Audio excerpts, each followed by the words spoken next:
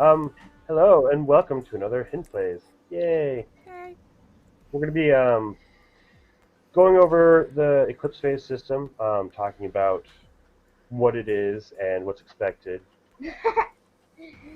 And with me here today, we have Dreader Cup and Night Bites. Yep. Kristen, Yep. Jurassic Up, child. Deal with it. Under normal circumstances, we will have a fish not fish playing, but he is currently absent due to life, so he's in chat, so you'll be able to see his writings. Hello, child. Hi. Shh, no talking. But yeah, he will normally be here playing, so it's just for this evening. Indeed. Which means we'll get questions through. Well, anyone else that joins is allowed to ask questions about it and whatnot as well. So, Yeah, that's cool. So yeah. Right. Sorry, I'm so used to if I'm streaming, it should be me talking. Yeah, I'm so used to, not being the first person doing things. Yeah. um, so I guess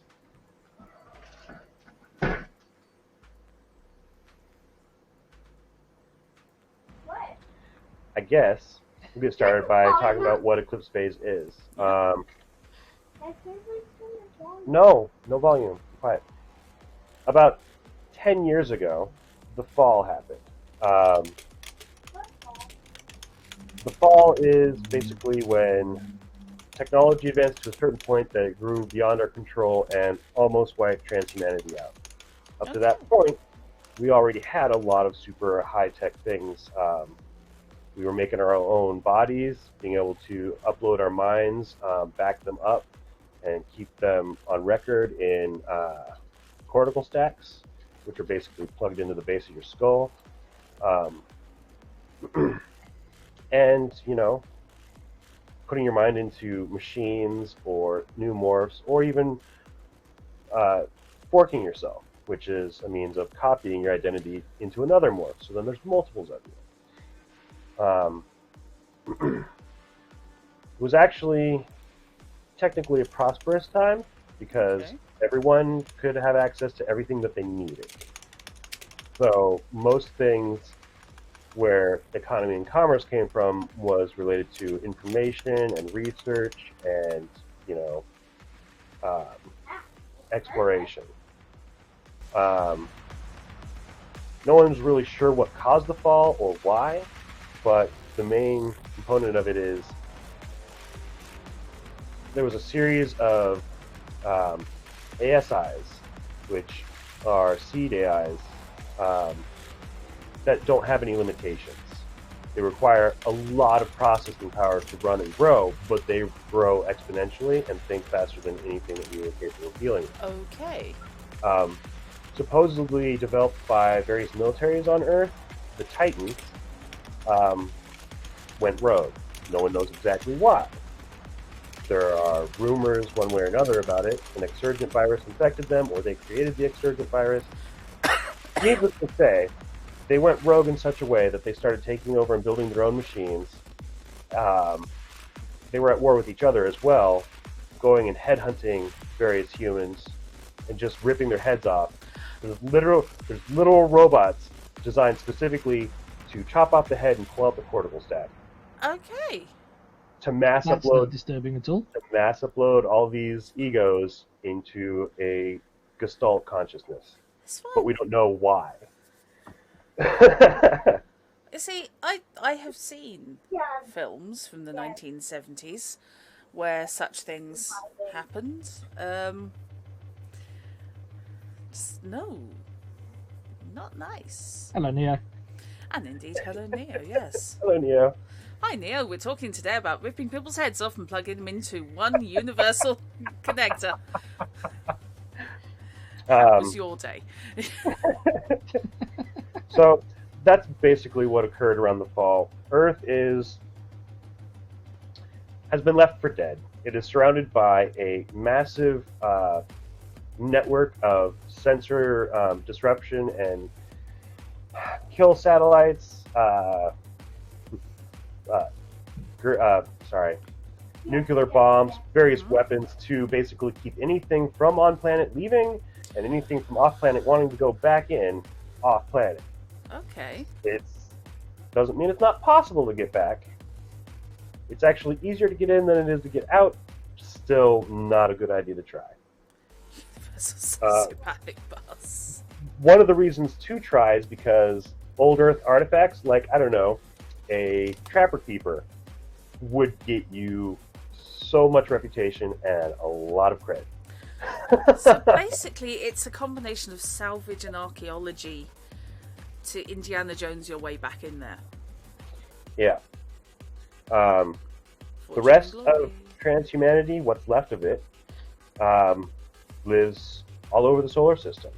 There are a number of floating cities on Venus working to terraform that atmosphere and whatnot, but it's also a very expensive place to live. Okay. With, the poor working on the surface in morphs built to deal with that pressure, blah, blah, blah. You've got people living on the moon and a massive amount of satellites still orbiting Earth. Then you've got, there's also Mercury and the Sun. There's a bunch going on there that I'm not totally clear on, but it's mostly scientific, and or if you're a space whale, you're just floating around the sun having a chill time.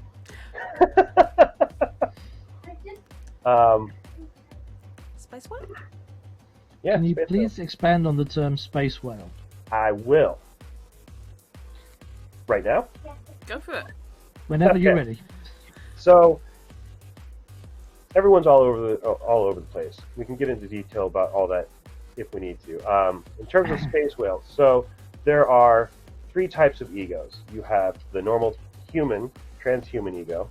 The reason it's transhuman is because they're not sure if they're really human anymore, kind of thing. So you've got the base human ego. You've got the AGI ego, which is an AI that is not completely limited, like, AI is used for other functions. It is limited to the level of growth that a normal ego is, a normal biological ego. Okay. So it can't go beyond those parameters any faster or in greater way because of restrictions in its programming. Doesn't mean it hasn't happened or doesn't happen. It's something that a lot of people are afraid of. So AGIs get a lot of, what's it called when you are... Prejudice, discrimination, distrust, hated and feared. Bigotry.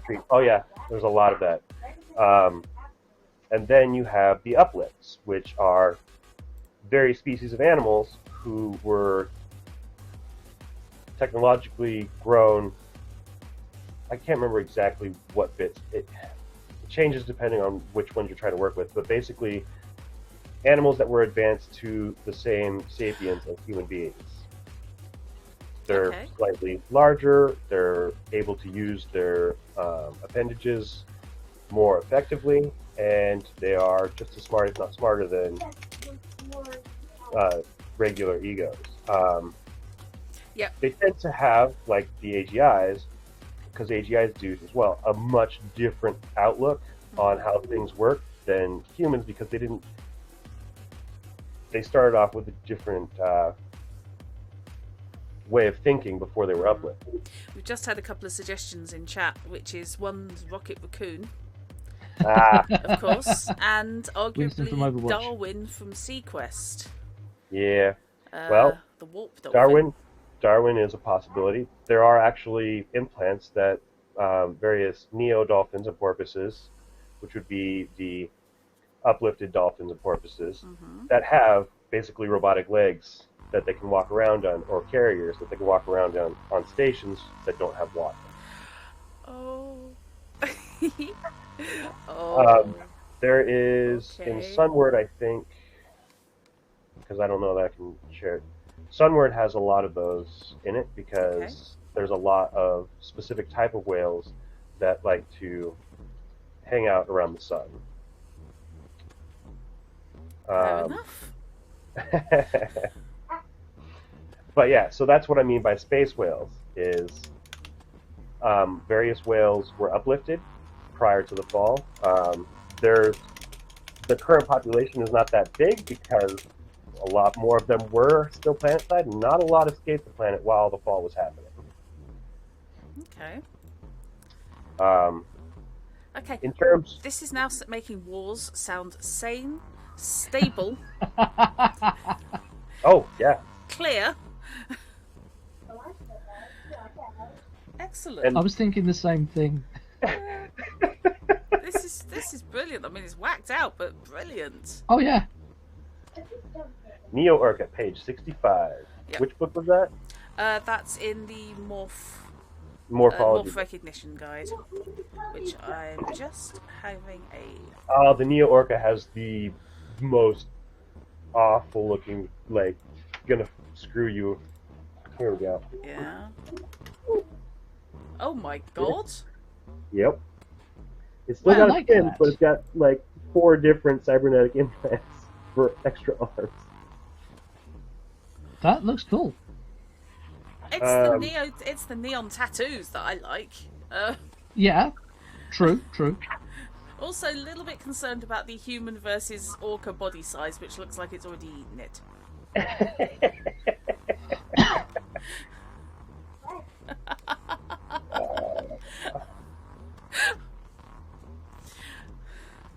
No. What's going on here?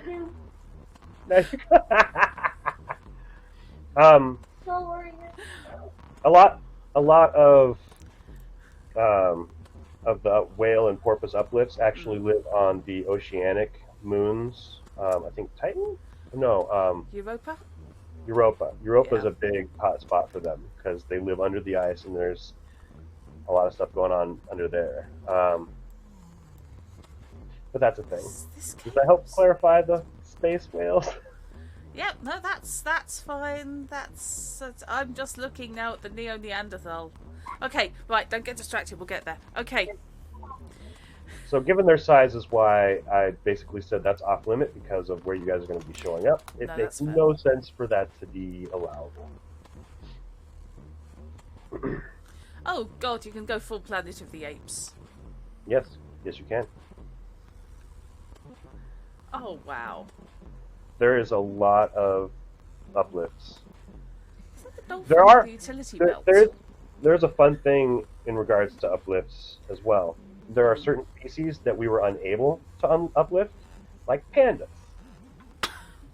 Pandas, no matter how much they tried, could not be uplifted, except for rumored one. Right. Spoiler, because I'm never going to use him. That one, which your characters will not know about, is a big crime boss and has a lot of cybernetics, like, to maintain him actually existing. It's, yeah. Major Yeah. slam on pandas out of nowhere. Well, and speaking of the Rocket Raccoon ask, I actually had a player start off with a, what was it? Was it a fox? Tristan, do you remember what Brandon was playing? No. I think it was a fox uplift, which isn't your normal breed of uplifts, technically. So, but his progenitor was a mad scientist, so I was like, okay, that's Okay. fine. I'm now looking at, oh my god, page 99, which is, yeah, that's a space whale. hmm Yeah. When last seen, that had the UK perched on its back in the 11th Doctor story. On what page is this? Page 10 of the Sunward pregens Mm-hmm. is a Solarian researcher, which is a Syriamorph, which is also a whale, but it's built to withstand, yeah, what Fish said. That's brilliant. That's really big. I like Yeah, it's really big. It's a whale. More big. Can't argue. So a question came up on Discord earlier about whether you guys would know each other starting out, and that answer is no. Okay. Because of how the scenario is going to start, there is absolutely no reason for any of you to have known each other. Alrighty. Lucy. Lucy. Really, just say Lucy. Going through, what style of character do you want to play? Right. What's anything leaping at you? Possibly another character. I'm almost tempted to say, give me a pre-gen, because I have no chuffing idea. Yeah, no, that's why I Yeah. asked for the pre-gens Yeah. to be handed out. I was having a look through the pre-gens, and I will confess in possibly the core, Barsumium investigative journalist Ah, Mars. kinda leapt out at me because I quite like the idea of playing a kind of hustling paparazzi type from Mars, and conspiracy theorist. Conspiracy theorist. Ooh, that would actually make a really good. I like that. Yeah. I like somebody who's keep whiffling about the deep state, probably in deep conversation with, an uplifted python and something that may possibly have been the insides of someone's computer once. Drinking in weird bars. And probably a huge number of photos. Barsumians are interesting. It's a faction that lives on Mars, but they tend towards living out in the slowly terraforming wilds of Mars, away from normal society in the cities. Fair enough. I would just like to say we have simply now been raided. What? We have been raided by 97 people Holy from cow. Wenchkin's channel. What is going on with that? Wenchkin! Holy heck, dude! Wenchkin! I don't know if this is the right one to be rated on. This is a perfect one to be rated on. It's a personality stream. What can we say? Yeah, it's demonstrating everybody here has a personality. Hello! Yeah, we've only got the one we share between us. Hello and welcome. This is a session 0 for Eclipse phase. And well, you are really welcome to the stream. Hi. Grab a beer, have a seat. And we're going to be whittling role-playing games at you while trying to sort out what the heck we're going to play in Eclipse phase. So some transhuman science fantasy bizarreness. Very bizarre. So yeah, it can be straightforward, but I promise this one's going to be a very bizarre adventure. Yeah, it can be straightforward until we get our hands on it, even if you tried. Okay. I mean, let's face it, this is a group where you spent 2 weeks in a toilet trying to work out time travel. Yes, we did. Speaking of time travel, is there are... Not exactly. There are gates that were discovered, and they were discovered about the same time that the Titans disappeared. Because we didn't win against the Titans. The Titans disappeared. Oh. And we don't know why or how they stopped and just left. But the presumption is they found one of the gates and went through the gates to somewhere else to do something. Okay. So the Titans, and their leftover war machines are also still around in various places, which are a next threat that certain factions try to either use for technology or get rid of. Well, that's not good. Oh no, it's not. But there are gates that were found, and well, just looking at the gates causes you to have to roll for stress, for lucidity, because the physics of them don't work. The brain can't organize them. Going through the gates, they're basically wormholes. So time and space for them means nothing. You move through the gate, you're now in a new world, a new universe, or not a new universe, a new world, a new planet elsewhere in another solar system. And that allows for gate crashing, or something in this game which is more akin to Dungeons and Dragons, which is exploring. Nothing wrong with exploring. Nope. Except everything out there wants to kill you.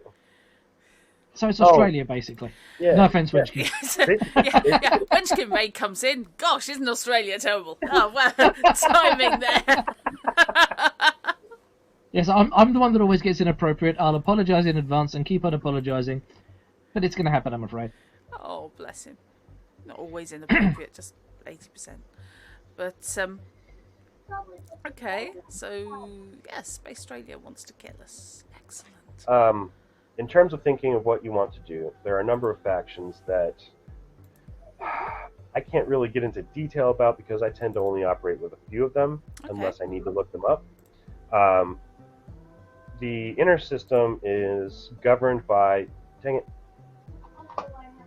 I'm sure Fishy can help me with that. The Consortium, I think it's called the Consortium. Consortium, And it is basically a large collection of hypercorps that agreed to, this is how we're going to govern things, and they have a system of governments where each of those hypercorps have a representative on a council to discuss how they're going to run things and, maintain transhumanity. Okay. There are 4 tenets of the upfront.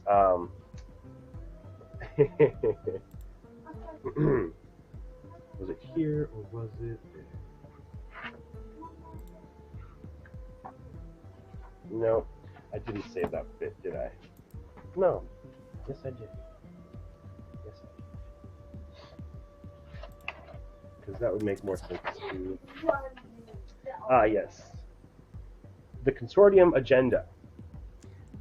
The Consortium's agenda is open and transparent, part of the 4-point plan instituted shortly after its formation. For the most part, these goals speak for themselves, but the best lies are hidden in the truth. Yes, very transparent. The 4... Best lies are hidden in the truth. I like the way they put that. I've always had it described to me as a truth sandwich is a lie sandwich is the way to go, which is truth, lie, truth. And if you wrap it in an appealing enough bread, they'll swallow anything. It will get bought. That's how we get pseudoscience. Yep. Fish says he's looking at playing the human impersonator from Transhuman. Genevieve Zenon, CEO of Age of Pisces LLC, and not strictly a real person. Yeah. Which page was that? I quite like the look of the Mercurial Scavenger. Oh. Is that in the core book? Yes. Okay. No, just open the sample characters separately. If you're looking at the PDF, page 164 Yarr. is the Mercurial Scavenger. Okay. Tempted to call him Otto. Steelmore. Looks human, but it's masked. There is no page one, so yes, there is. So, Fishy, you want to play an AGI, correct? Because any of these morphs, so any ego can be in any morph. The problem is, when you are sleeved into a morph, your brain's ability to handle being in that system. So certain things, every time you get re-sleeved, there's 3 roles that you're going to end up making. And they are tied to stress and lucidity and your ability to basically maintain reality for yourself. Right. One of them is continuity. So how long between the last thing that you remember when you were backed up or killed and then your stack was put into something else, so that range of time between when you get re-sleeved, that stresses out your brain because there's a huge gap. Yeah. Don't know what happened there. Even expecting it still hurts the brain. Integration is your brain's ability, your ego's ability to actually integrate with the functions of the body you're using. It gets harder for a, keep saying normal ego. I'm not going to think of the term right now. We'll just call them human. So for the human ego to integrate with an uplift morph or a full machine morph. Yeah. Um, If you go with human, we'll know what you mean. yeah. So you got to you got to do an integration test every time anyway, but it's harder going into a body that your brain is not used to or you've never used before. That makes sense. That makes sense. You're going to have to suddenly start processing, for example, with the Mercurial Scavenger, which, as I have just said in chat, is an octopus in a lederhosen. Yes. Oh, the octomorphs are amazing. An octomorph can actually be built in such a way that they can wield 4 swords at once. And they are a nightmare. You are psychologically, however, if you've never done it before, you're psychologically not equipped to driving more than 4 limbs at a go. Correct. So that's got to be a major adjustment point, hasn't it? Well, I mean, there's also... imagine how well they play drums. Oh, that would be awesome. You could probably use all 8. I'm sure I've seen an octopus drummer in a cartoon when I was a kid, and now I'm going to have to try and find out.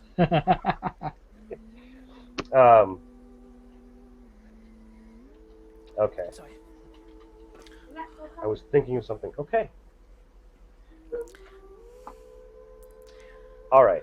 So all of the morphs that you guys have chosen or the pre-gens are perfectly okay, and you can alter their backgrounds as you wish. Okay. What factions they came from or wherever. Not everyone is from before the fall, even though it's 10 years after the fall. Not everyone was on Earth. Not everyone participated in that. Okay. Some people were already out in space and far away from everything, didn't have to deal with it. But it did. The fall did affect all of the inner planets to a certain degree. It's just most of it was around Earth. Okay. So the history of who you were, you could have been someone from Earth who either escaped or was pulled off in mass ego. I'm trying to think. Ego casting. So they would ego cast a bunch of egos in certain places to get people out. Other people were trying to get on rockets. Oh, so physical and mental evacuation. So there are actually huge databases of egos that are basically in cold storage. They exist, but they're not alive. They're just frozen in time. Millions of them. And that's actually a thing that certain criminal organizations like to go after and steal. Okay. One of the worst is 9 Lives. 9 Lives will hack into ego casters and basically duplicate egos that are being sent and steal those egos for themselves. So they don't hurt the ones that are going by, but it's not good to have an alpha fork, which is an exact copy of you out there with all of the access to your information. They can use those to gain access to your funds or who you are, etc., etc. That's a really literal way of doing identity theft. I was just thinking the same thing. Yep. Was it Splicer you were going after, by the way, for humans? Just out of curiosity. Splicer, that's a morph. Splicer's a morph. Oh, okay. Splicers make up the majority of transhumanity. They are gene-fixed humans. They're an excuse for why Hollywood actors are always cast as average people, because they're all fixed for looks and health.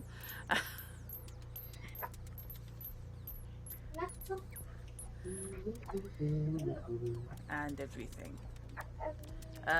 Page 95 if you're looking. I was just having a look through the different types of morph. That's fine. No, I was just seeing if I could find the exact wording for it, but it doesn't matter for now. That's cool. So, a description of what Fishy's looking at in terms of the pre-gen that they're going to use. Mm-hmm. It's a steel morph, which means it is fully mechanized. And being an AGI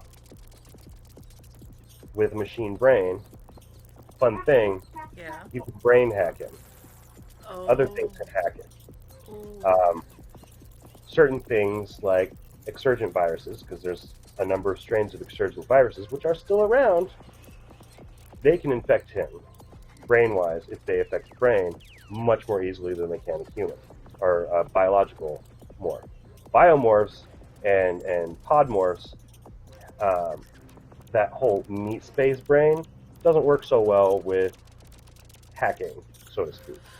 So, as far as morphs go, we've got broad distinction between steel morphs, as in full body cyborg or pure robotic, Right. and biomorphs being what, modified or vat grown. Correct. The distinction between a biomorph and a pod is that a pod is, think of pod people. Podmorph is something that is grown to full adulthood in a vat or some other means, and usually up to that point controlled and worked with using an AI to keep it, running and make sure everything's okay Gotcha. before it's given to someone who purchases it to have their mind put into it. Whereas a biomorph are actually created in the same way, under the same conditions as giving birth, whether actual birth happens or, which doesn't typically happen except in certain areas, but basically false wombs. So children are born, and then they have to grow over a certain amount of time before that morph can be used for other things. Okay. Makes sense. Right. I'm just having a quick So look the through the others. podmorphs are like in vitros from Space Above and Beyond. Tanks. I'm sorry? Yeah, like tanks. Yeah. Yes. With the scar on the back of the neck. Mm-hmm. Right. Okay.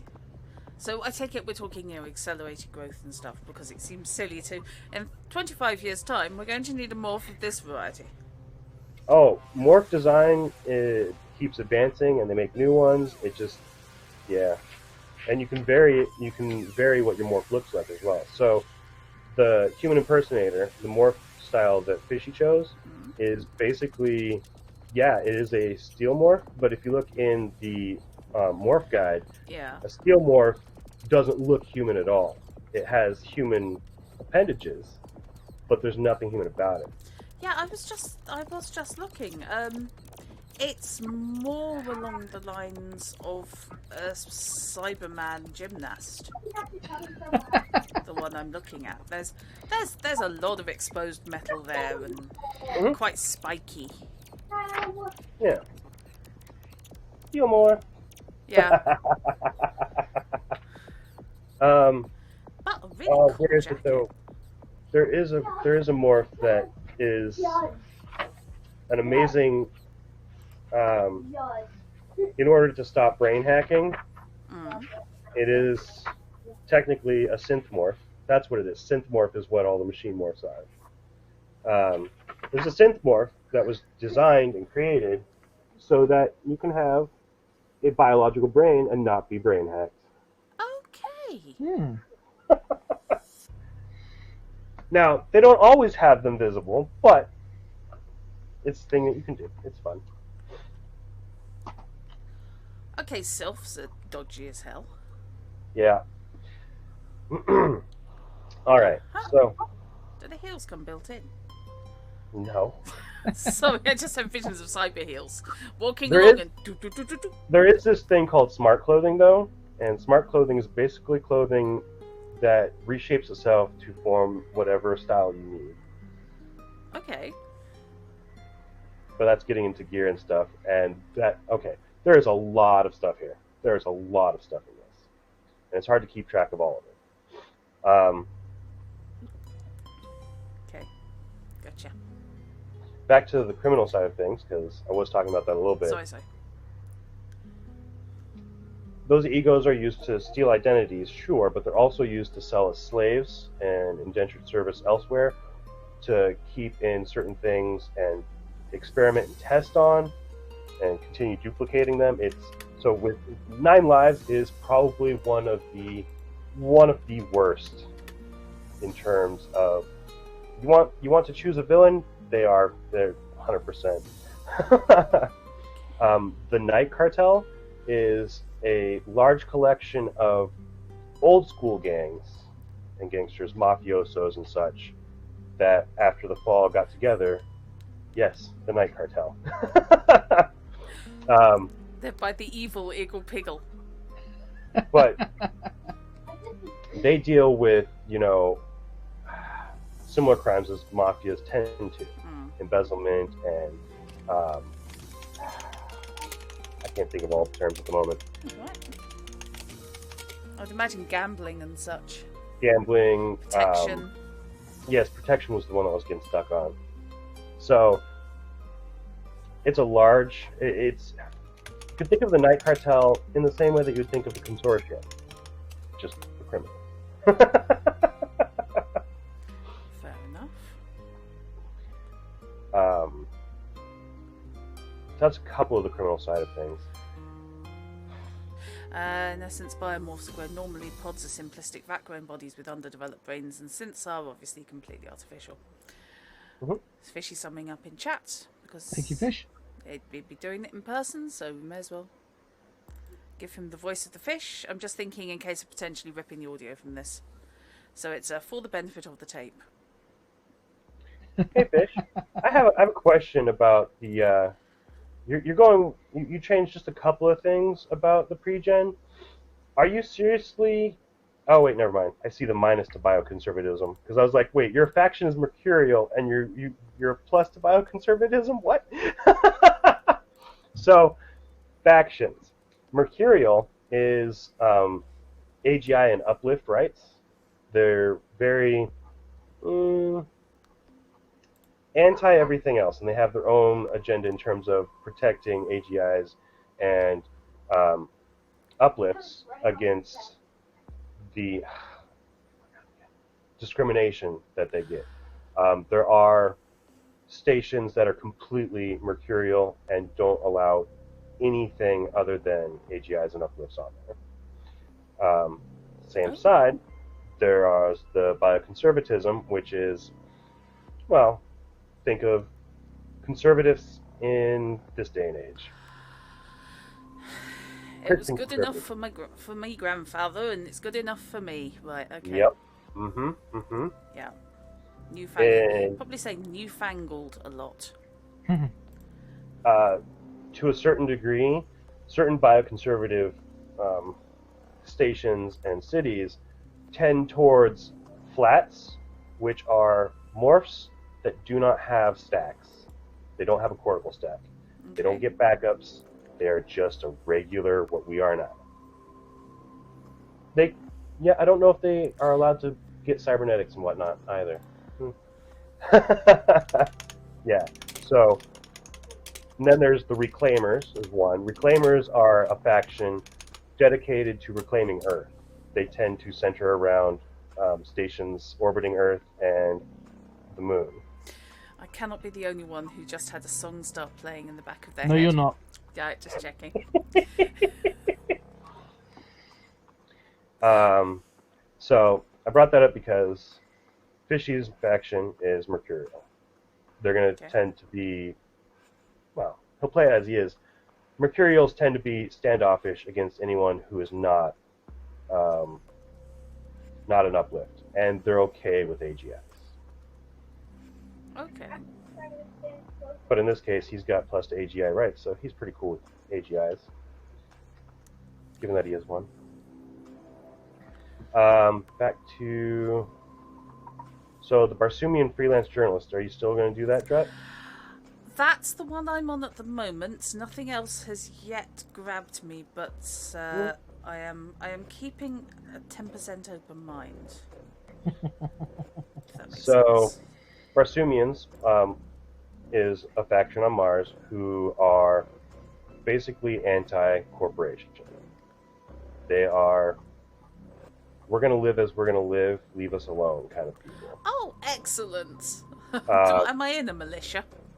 well, your motivations with this particular character, I mean, you can change your motivations, but the suggested motivations are down minus censorship, so you don't agree with censorship at all, Mm-hmm. plus to Martian liberation, freedom fighters. What is susvalence? What is susvalence? I don't know that word. Hang on a sec. It might be a word specific to this. I just literally came off that file. Hang on.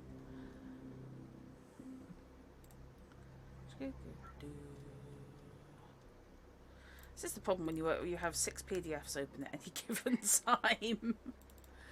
Just reopen it. I've done. I can't think of a Barsoomian journalist as anything other than someone who like owns or operates basically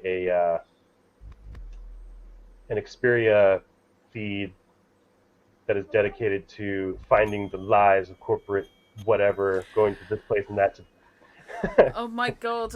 And this may conspiracies. resonate more with fish than anything else. I need to own a van somewhere equipped with sufficient technology to do my thing. And I probably run a covert website called, The Hidden Truth or something. And have a friend called Crazy Eddie.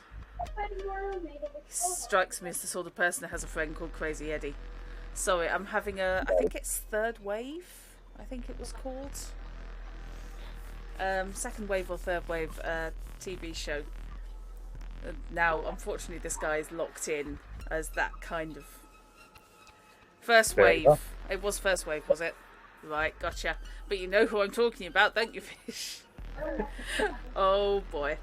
Okay, so motivations: anti-censorship, pro-Martian liberation, and pro-surveillance. What's surveillance?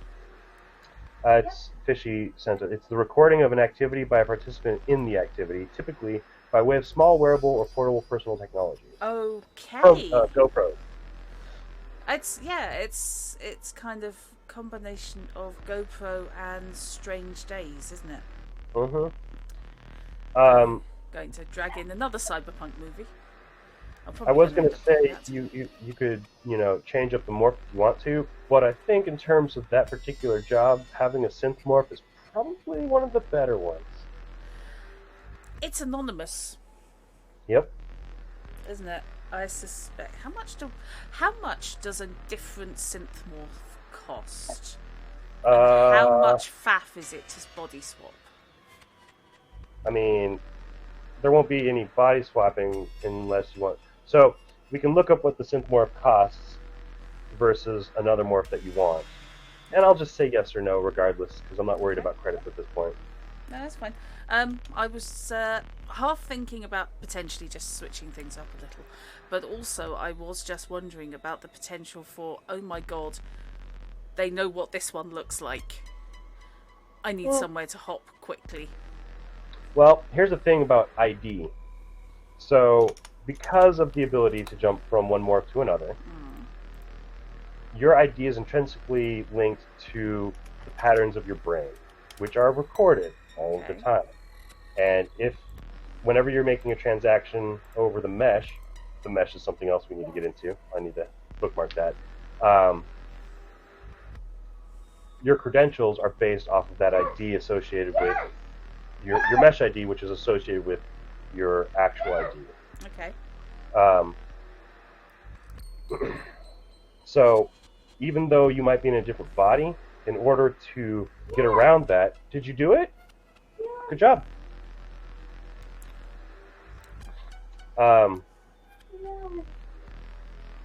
You'd have to create a series of fake mesh IDs, which your Muse could handle, but still requires a certain level of technical skill to make rolls with. Right.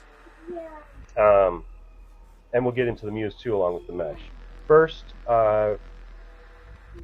like I said, if you want to choose a different morph, you can, or you can stick with that one. But for now, on tonight, Tristan, okay, that's enough. You were saying that the scavenger looked like one you wanted to look at?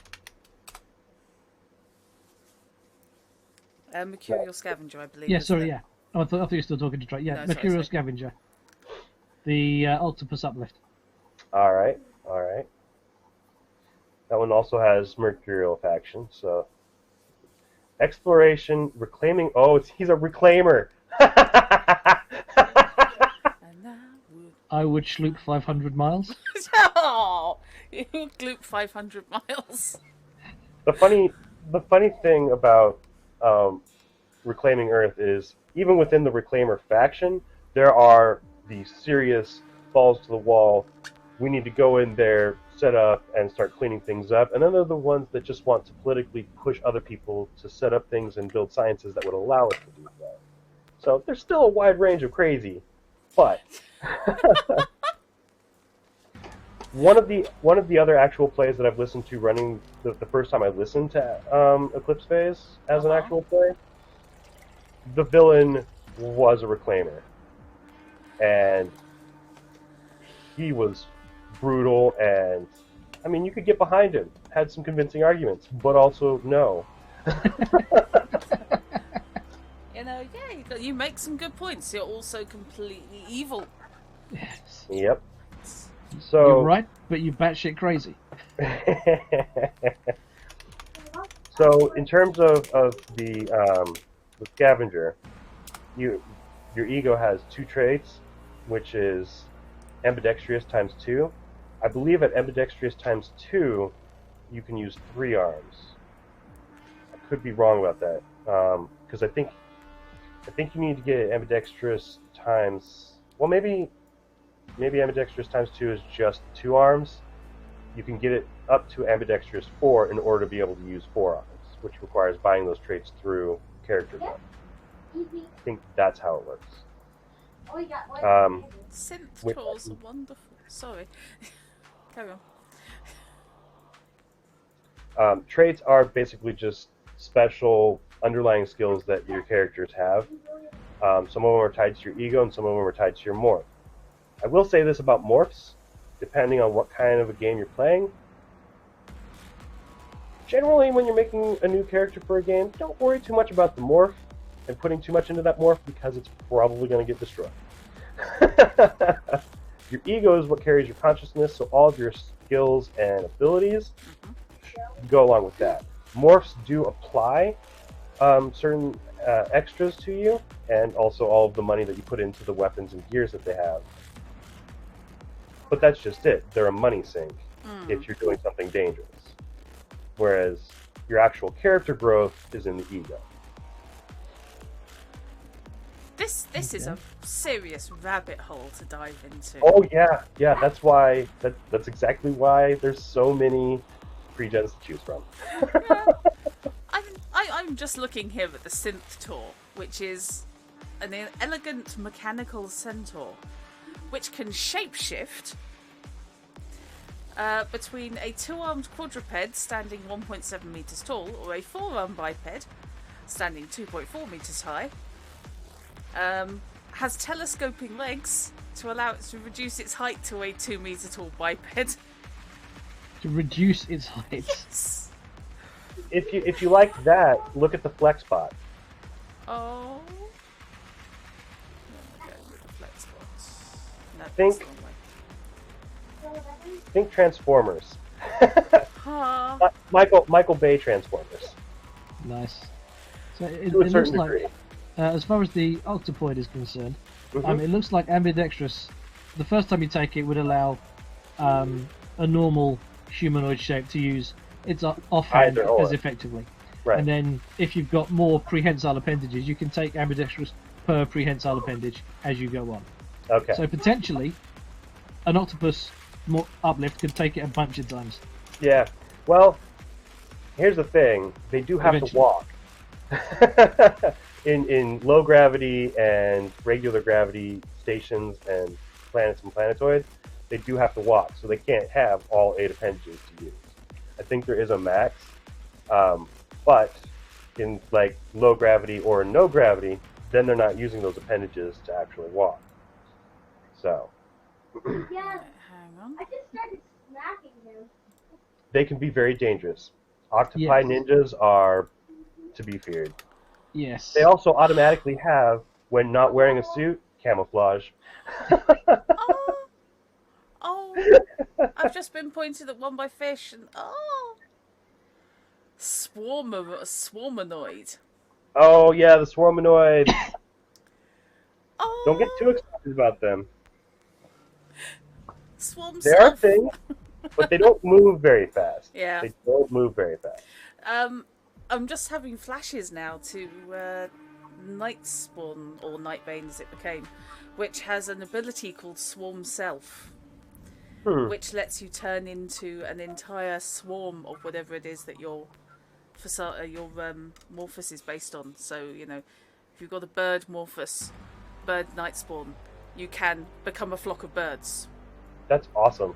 That's cool. It's fantastic. At some point, I'm going to be running Nightbane Excellent. using a different game system, but the same rule books and everything. I There are- look forward to that. But There are variants of swarmanoids. But yeah, I'm just reading up on them, and they what the hell? What? For the viewers, swarmanoids are basically a collection of robots that are all tied to one consciousness. It's all so you can change your shape to be anything and float around fairly slowly, but you can't really manipulate anything heavier than a wrench or whatnot. More along the lines of, do you remember the nanobots in Stargate SG-1? All the trouble they had with the Yeah. nanites in there. That's more what I get off the swarmanoids. They're Yeah. basically a bunch of them. It's 3 million nanites in a suit. And Well, you in one can't- raincoat. you can actually separate your swarm into multiple swarms, but you collectively get, or each of those pieces of you, if they're not in contact, get dumber and lose get dumber. Well, yeah, that's a good word for it. Yeah. Lose aptitudes and whatnot if they're out of contact. As portions of you get destroyed, so as your durability is Yeah. broken, your brain is in all of those pieces, so you slowly degrade as Yeah. you take damage. Sorry. Imagine imagine a cloud of small drones, and you are all of them. Yes, fishy. Yes. Would you like to? Oh, that's brilliant. Enhancements: 360-degree vision, access jack. Yeah, okay. Swarm composition. They can walk. They can hop. They can fly. Oh my So- god. Sorry. No, you're fine. You're fine. You can sing to everyone. They need to be entertained, and my voice is not that entertaining. Sorry. Apologies. I am just weird. I just have a bad habit of breaking into song on occasion. Okay, I'm sorry. The sphere in the morph recognition guide. I would like to know if Ellie, who writes the Goblins comic, has seen it, because that's Click. That is actually a character from Goblins. Just a sphere that floats around A and has sphere double with arms. appendages, yeah. Just floats around. If you read that, they had to be upgraded to have digital faces, screens that they could, or holographic displays, so that they could have faces for normal people to talk to, because it was disconcerting to talk to a blank-faced sphere. With a face, I'm sorry, that's kill it with fire. I'd rather talk to the empty space between the hands, to be honest. Yeah, that's actually what I mean, Fish. That's why I was wondering if she would have seen it, because this has come in after, obviously. Goblins has been around for ages, but yeah. Oh my god. There's all sorts of just utter bizarreness. Oh yeah, there's lots of bizarreness. Which one? Shapers. Oh, Psychopathic polymorphic killing machine. That's what the hell? That's What? okay. Selkies are Selkies. Yes, Selkies are weird. mermaid seals with really disturbing faces. I'm liking the sound of all of these. They sound cool as hell. Scurrier. Ah, lemon with a thump gun. This is what I'm actually getting feelings about. I'm getting a strong sense of Tales from the Floating the Vagabond done slightly more seriously, or done with a serious background, which let you, on a much smaller scale, have very similar ideas. You could have, your full body Terminator replacement. You could have a disgustingly cute small furry creature. The Scurrier morph is amazing. That's what I'm looking at. And I'm reminded that Fishy at one point created a lemming with a thump gun, otherwise known as a grenade launcher. And we're talking Signosis lemmings. The green hair and the purple dresses from the puzzle game. Oh my god, I just want all of them. Yes. Yes. They're fantastic. This whole game is brilliant.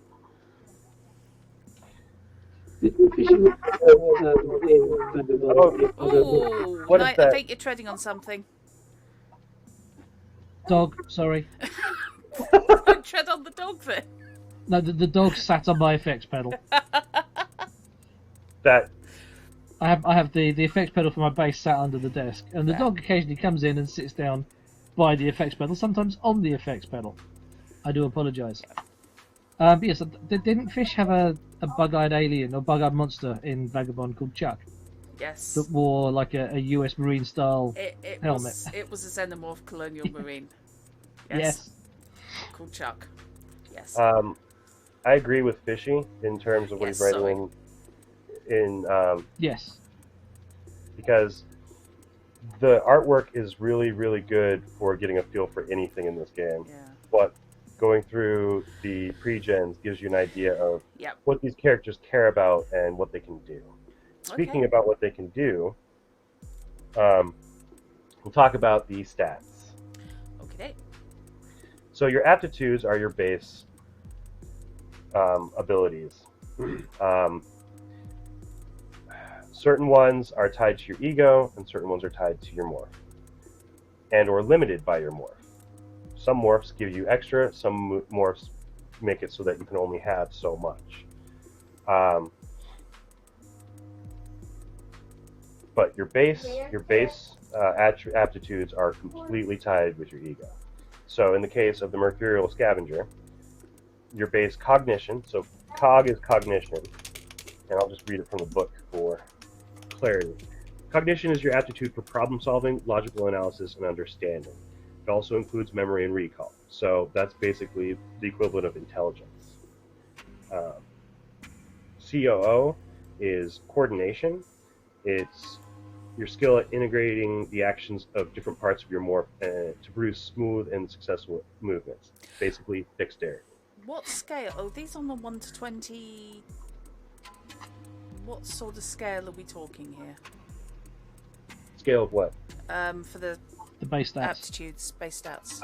Okay. I should start with that, huh? So this is a D100 system. It's a percentile system. Mm-hmm.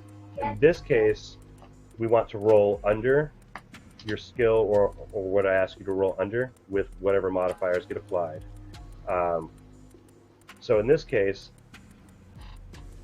these are the base number that you're starting with for your abilities there, and if something comes up that you don't necessarily have a skill for, right, I will ask for a coordination times 3.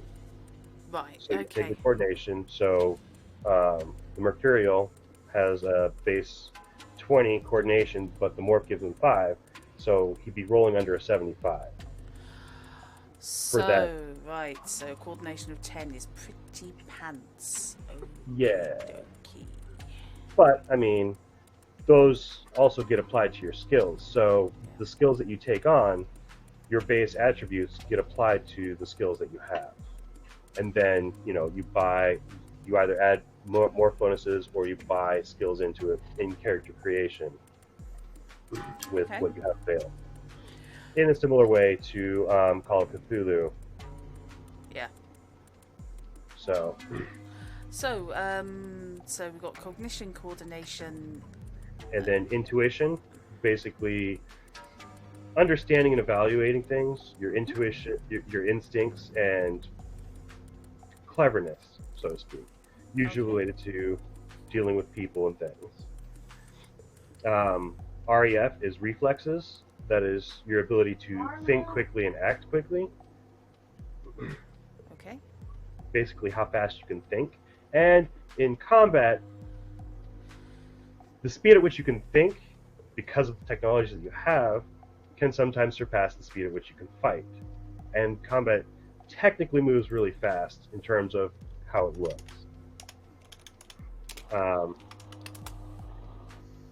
SAV, savvy, that's basically street smarts. Your proficiency for interacting with others and social awareness. I look like a bag of spanners, and I'm really good at street smarts.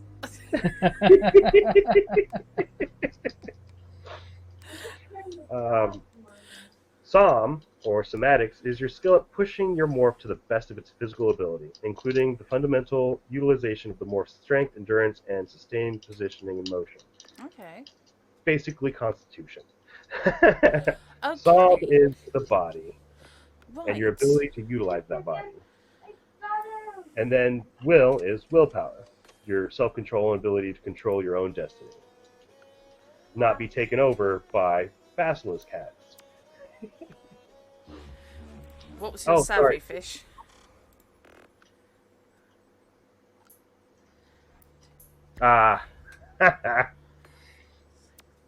So those are the base attributes. Okay. Yeah. I'll be deferring to the pair of you in matters of savvy. Oh boy.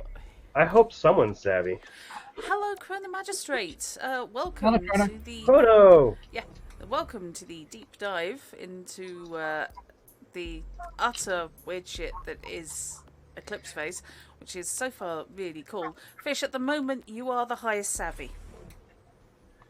Also, Yep. I'm not surprised how much Tristan, quiet. I'm not surprised at how much Fishy really wants to play this game, just simply because of how a deep dive it is and how complex it is. Yeah, it is. It's a lot. There is a lot of this. I mean, as I said, the morph guide on its own is a complete rabbit hole. Oh, yeah. But it does at least give you a vague idea of the flavour of the setting, if not the specifics. It's kind of, how does this whole game taste? If you see what I mean. It's not, a detailed source book there. I mean, that's obviously in the core book of what's going on each planet, how are things factionalized, but it's more, what is the psychology behind the whole design? And the design psychology is everybody got drunk and watched reruns of Manos the Hands of Fate. Everybody got drunk. And Transformers. And it looks fantastic. It's like Bucky O'Hare and the Toad Wars. Yes. The Shadowrun years. Mm-hmm. Except to play with... Beetlejuice and Berserker Baboon. Yes! We need a four-armed duck. Yes. With engineering skills. Which you're going, octopus in lederhosen. So, I'm getting there. So okay, so those are the stats. Those are the aptitudes. Sorry, stats. Something else. I take it the stats are derived. The stats are derived from a point system when you're making the character to begin with. Right. So you only have a certain limited amount. It's not something that you roll up. Okay. Expand on the abbreviations, because I'm not really getting anywhere with them. abbreviations for Stats. what? Stats. Okay. What do they actually mean? Wait. Okay, the stats are derived from the various aptitudes. So, Tristan, I'm trying to deal with this. You can do that on your own. So Moxie is actually a very important stat. MOX is Moxie. The number of Moxie that you have is all you have each session. You can't regenerate it in the first version of Eclipse phase. It is used to basically have control over your own fate. If you roll, so you're rolling 2d10s every time to do a skill check, right? Okay. So say you roll, 91 on hardware electronics, which you only have 45 in. Okay. You can use that Moxie to flip those so that it's 19 instead. Oh, it's a variation on blowing fate points for rerolls. Yep. It's a more predictable way of doing it. Yeah. You can. So you get to. There are some cases in which you rolled an 85. Well, I'm still my skill's 40, so it's still not going to work. You can use it to upgrade to a critical or downgrade a critical fail. So if you succeeded, you can upgrade that to a critical success with a Moxie, or if you got a critical fail, you can downgrade it to a regular fail with a Moxie. And that gets refreshed between sessions? Between sessions, yeah.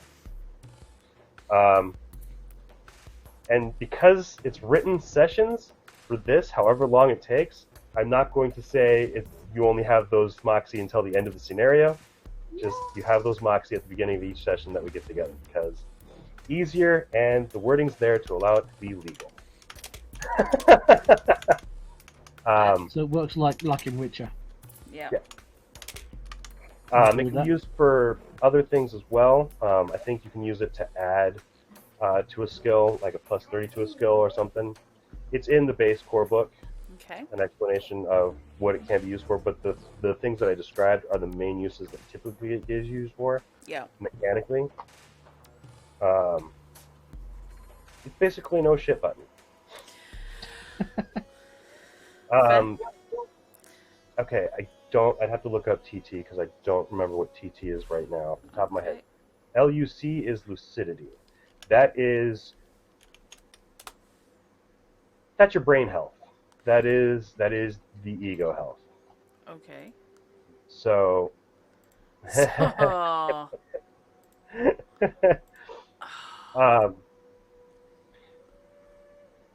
as you encounter certain situations, like coming in contact with some really weird exurgent or horrifying machine left over from the fall, or you end up in a situation in which someone's doing something to someone else that's horrifying, stressful, whatever, you'd roll a stress roll and take stress damage, which affects your lucidity.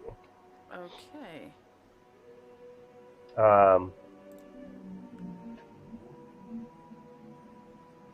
Durability is your hit points, basically, how much your morph can take before it is shut down or destroyed. That's DUR. Let me see if I can look up stats faster than trying to remember all of them. It's okay, I'm also headed through the character creation section.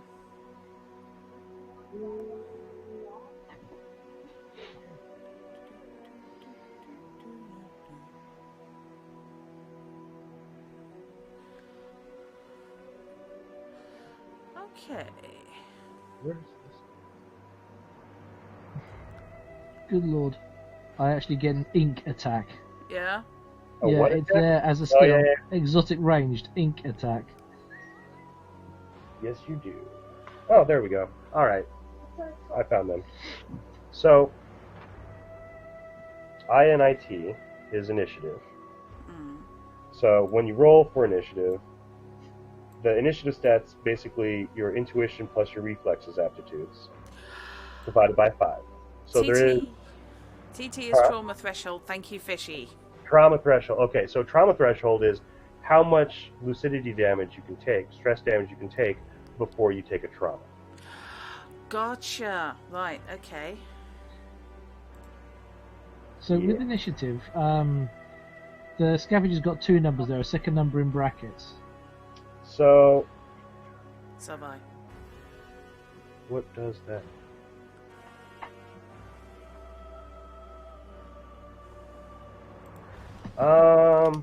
I think that has to do with something that you have as an implant, maybe?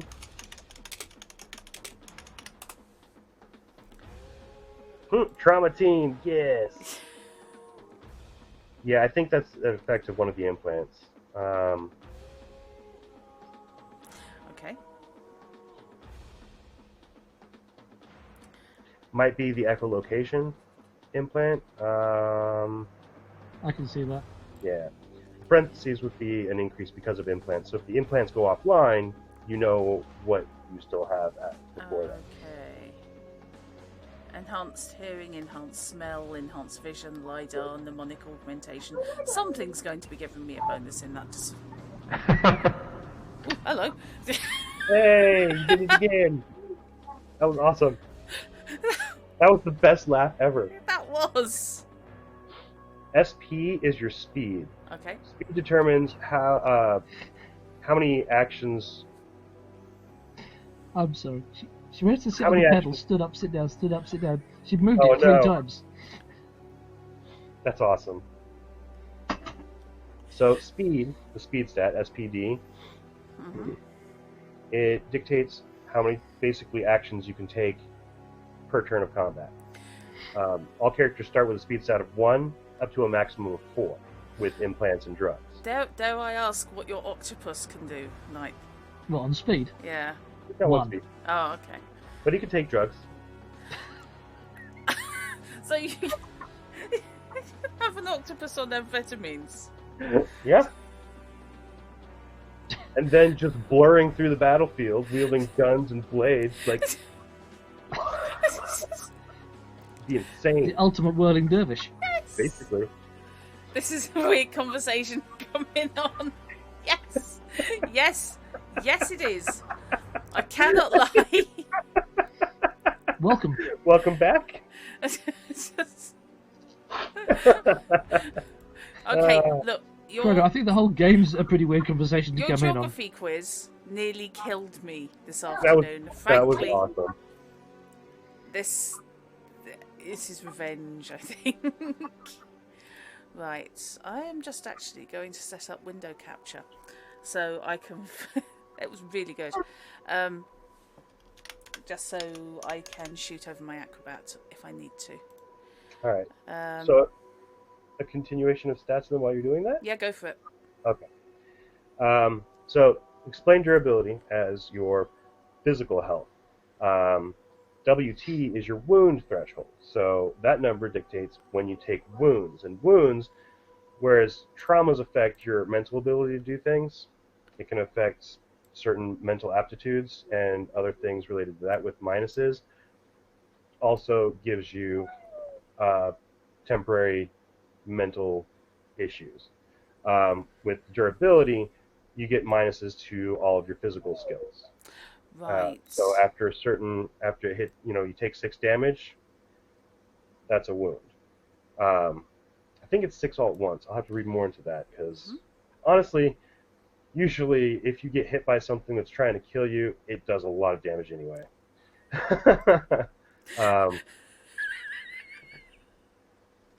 What's happening? Mickey, why? To be fair, a cute and fluffy octopus with an eye patch, which is what that looks like, is a legit character choice in this. Yes, it is. It could be a thing, as could, frankly, the Thing. Pretty sure I've seen one Yeah. with a cybernetic eye in one of the artworks. Oh, that's awesome. Okay. So Okay. anyway, works the same, but as you hit the wound thresholds, you take wounds and it drops your ability to physically function by minus 10, minus 20, minus 30. And then I think that's all of them. Okay. IR. Did we do IR? No, we did not. Okay. So IR is your insanity rating. Your insanity rating is the total amount of stress your mind can take before you go permanently insane and are lost for good. Insanity rating equals lucidity times 2. Oh. That's going to hurt. Speaking So, as someone with a lucidity of 30. How quickly does sanity rating go down? What he said. depends on how stressed you get. Also, recovering it, there's a lot of ways to recover it that are a lot easier than, well, trying to work it out in, say, Call of Cthulhu. It's easy to recover sanity in Call of Cthulhu. It just Oh, yeah, doesn't sure really it is. last very long. It's easy to recover it if you have time. Yeah. So that's not what I That I want. grant you. It is what guy? Yes, back of the movie. All right. So I needed to go here because I was looking at the 3 things that you have to do when you sleeve, and it talks about stress quite a bit. Uh-huh. So usually these tests are basically int times 3 for the alienation, I believe, and then will or cog times 3 for other pieces of it. So typical stresses tend to be a d10 divided by 2 rounded down, unless it hurts even worse. So you can take, and this is continuity stress that I'm looking at here. So anywhere between 2d6 to a d10 worth of stress divided in half. Unless it's something really baller, it could sometimes be, oh hey, no, I'm going to hit you with 2d10 stress.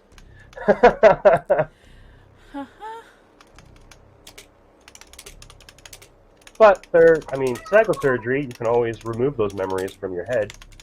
Oh, because there's no way that could go wrong or be a I was just significant thinking plot that. starting point for a new scenario. But it's a thing that is popular for certain people to do. Yeah, that's the story that starts with you waking up in the wrong person's bed with part of the wrong person.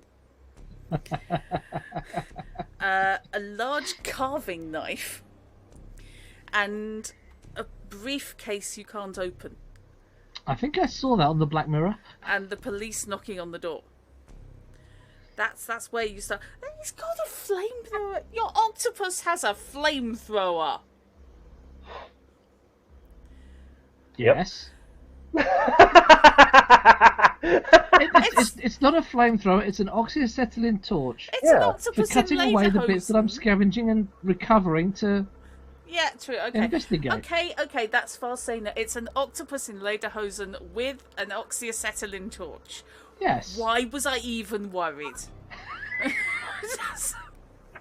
Why worry about anything? Hey, Meki, since you asked that, there's a morph called the Taco, or I think it's Taco. It is. Yeah. It is It's a cyber full robot octopus. octopus. It's awesome. Now, why wasn't that an option? That looks cool. It is an option if you want to be a robot octopus. No, to be honest, I'm cool with the octopus in lederhosen. It's had too many laughs already. You could have a robot octopus in lederhosen. Ooh. No, I'll stick with the. I will say, the more gear that you have as an octopus, the harder it would be to squeeze through tiny holes. Yes.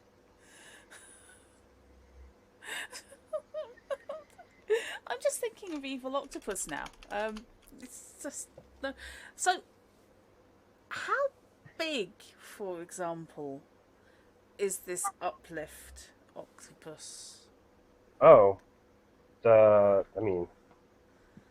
pretty sure the octopus is about knee height. Okay. I'm just trying to work out if this is, Oh, caught in a mutual death pact with a great white level. no. So the robot octopus I shared, it stands, if its feet are on the ground, about normal height for a human. Okay. And the uplift octopus? And the uplift octopus. I think it's about the same. You're a giant octopus. They fish things like you out of the bay in Yeah. Florida, So the wrapped around tiger that's sharks. about the size of the octomorph. So, yep. Nice. Giant octopus. Um, Why would we uplift tiny ones? I don't. We're already so Oh my far down God. the rabbit hole at this Oh my stage. God! I can just imagine someone playing one of those tiny, like, what are they? Pygmy? Not pygmy. The ones that have the little. Mm, they're so adorable. Dumbo. I can see someone uplifting a Dumbo octopus. Oh my God, that would be useless. But hilarious. Hilarious for sure. Do we have uplifted rats, or are they just too small? There are uplifted rats, I believe. Right. No, not right now. Actually, no, I'm not sure. I don't think there are uplifted rats. There should be. I know that when I first started running this, one of my players wanted an uplifted rat, and I was like, sure, you can be the only uplifted rat, that's fine. And that character turned out to be insane. Uh-huh. Okay. Along the lines of, we can splice these people together. Huh. Okay. See, I now want... Are you sure you still want to play? Abso-fragging-lutely, damn it. That I think something is bonkers does not mean I do not wish to play it. And this was, as I'm saying, this will be good practice for when I do run Nightbane at some point, because that's characters created using randomized tables. Oh, randomized tables, even better. Many randomized tables. So you can have, I think Fishy has Elfin Beauty, Bleeding Razor Blades, Glowing Eyes, that sort of thing. And his is relatively normal looking. So, yeah. This looks... Oh, Meki, you had to say Pinky and the Brain. Yep. Oh. Try to reclaim the Earth! Oh, man, no. I've been wondering how I'm going to try and get anything in my head wrapped around what's going on Earth, because technically there could be survivors there. Okay. And that would be its own thing. This cultist faction now run by Pinky and the Brain, where they've established a haven on Earth of basic civilization, but from their own twisted point of view. So, all the workers spend their 8 hours a day on little wheels. Powering industry. So, do we have any questions about any more questions about the aptitudes and stats? No, I think that's pretty clear. So, I will forget between now and when we play, so I will ask again. Oh, that's fine. But for now, I got it. Yeah, that's fine. I'll forget too. It'll be great. Excellent. Okay. So, then we have economy and currency, because it's actually a fairly important piece of the game. Okay. Credits are a base currency that are utilized by the consortium and the worlds in which the consortium has control. Basic buying and selling of goods and materials and services. Okay. Easy, simple, sure. Except food is made in fabricators now. Right. We fabricate basic needs and blah, blah, blah, and it's really easy to have shared resources. All you need is the feedstock for it. So the only way to maintain a currency-based society at this point is by limiting access to those things and access to the materials needed. And the consortium being not cool with a lot of the people running around the rim and outside that. Okay. Then comes in rep, which is reputation. It's a networking thing. Okay. It goes along with the networking skill in terms of trying to find information or trying to get a favor, trying to find a blueprint or a safe house, etc., etc. Getting someone to do a job for you so that it's not tied to you. With that, networking also has a high level of potential for someone to figure out that you're actually looking into this if they know to look for it. And there are ways to hide that, but it increases the difficulty of your networking skill to try and get what you need from this person or that. Along with that, you have reputations with various networks. I think there's 6, and Knight's character has 5 of them. Yeah. So this reputation lock. Mm-hmm. That's not in the skills list, is it? That's actually in. It's down under traits. Traits. Are you looking at your? Yeah, I know it's cool. Oh dear. Oh. Yeah. I don't know who E-Rep or what E-Rep is, but they no, that's not. I'm guessing E-Rep is ecologists. No. So. I don't like you very much. Reputation. I speak Hindi. Okay. Nice. English and Hindi. I speak. Apparently native Japanese. Native Japanese. Seriously, that strikes me as an uplift octopus. Speaking Japanese that's just living dangerously. For you.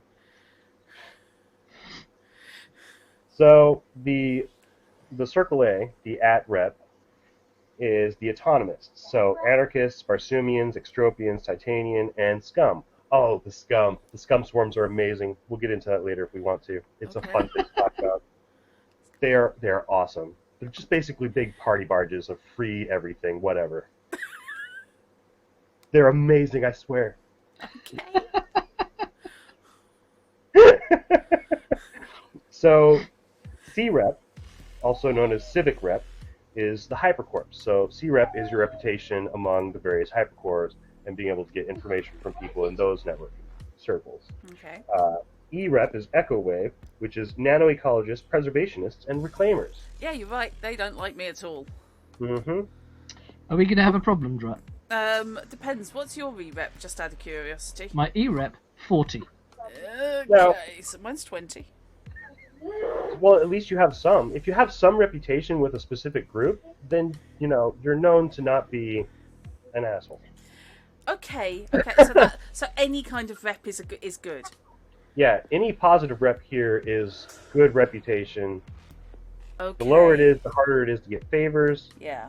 You need a certain. So, I'll get into the next piece of that. Okay, now that's cool. I suddenly feel a lot better about this situation. Yeah, it's it's not that 100% is, you're in good with these guys, versus 0 is you're not in good with these guys and they hate you. That's not how that works.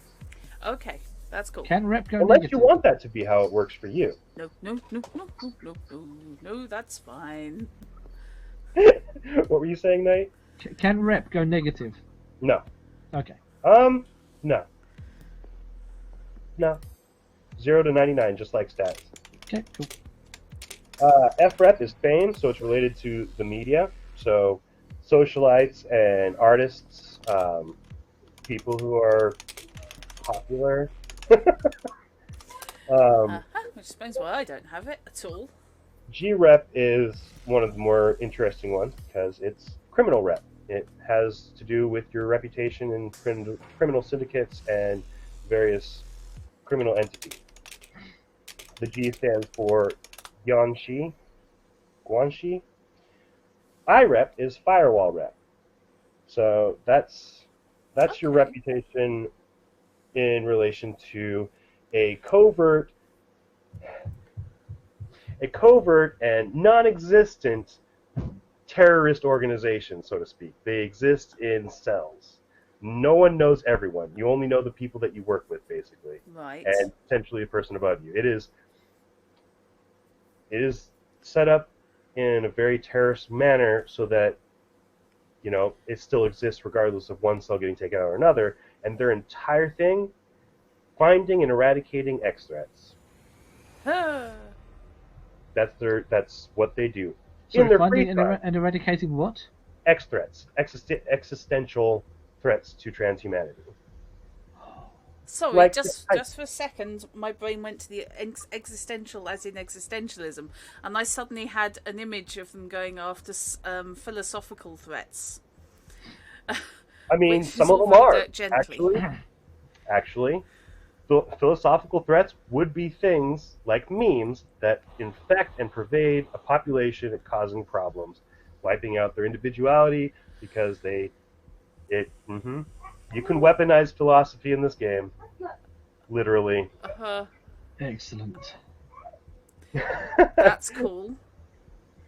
We do still have some seats, by the way. If anybody wants to lump in, if this is appealing, do get in touch.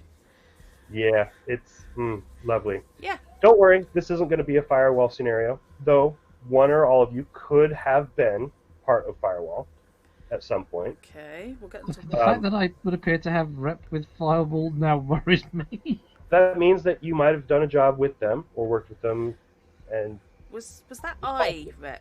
I did rep, you yeah. say? Yeah, yeah, I've got I rep. 40 I rep with them. firewall. Wow. I've only got 20 and I was worried about it. I think I may have been embedded with terrorists at some point.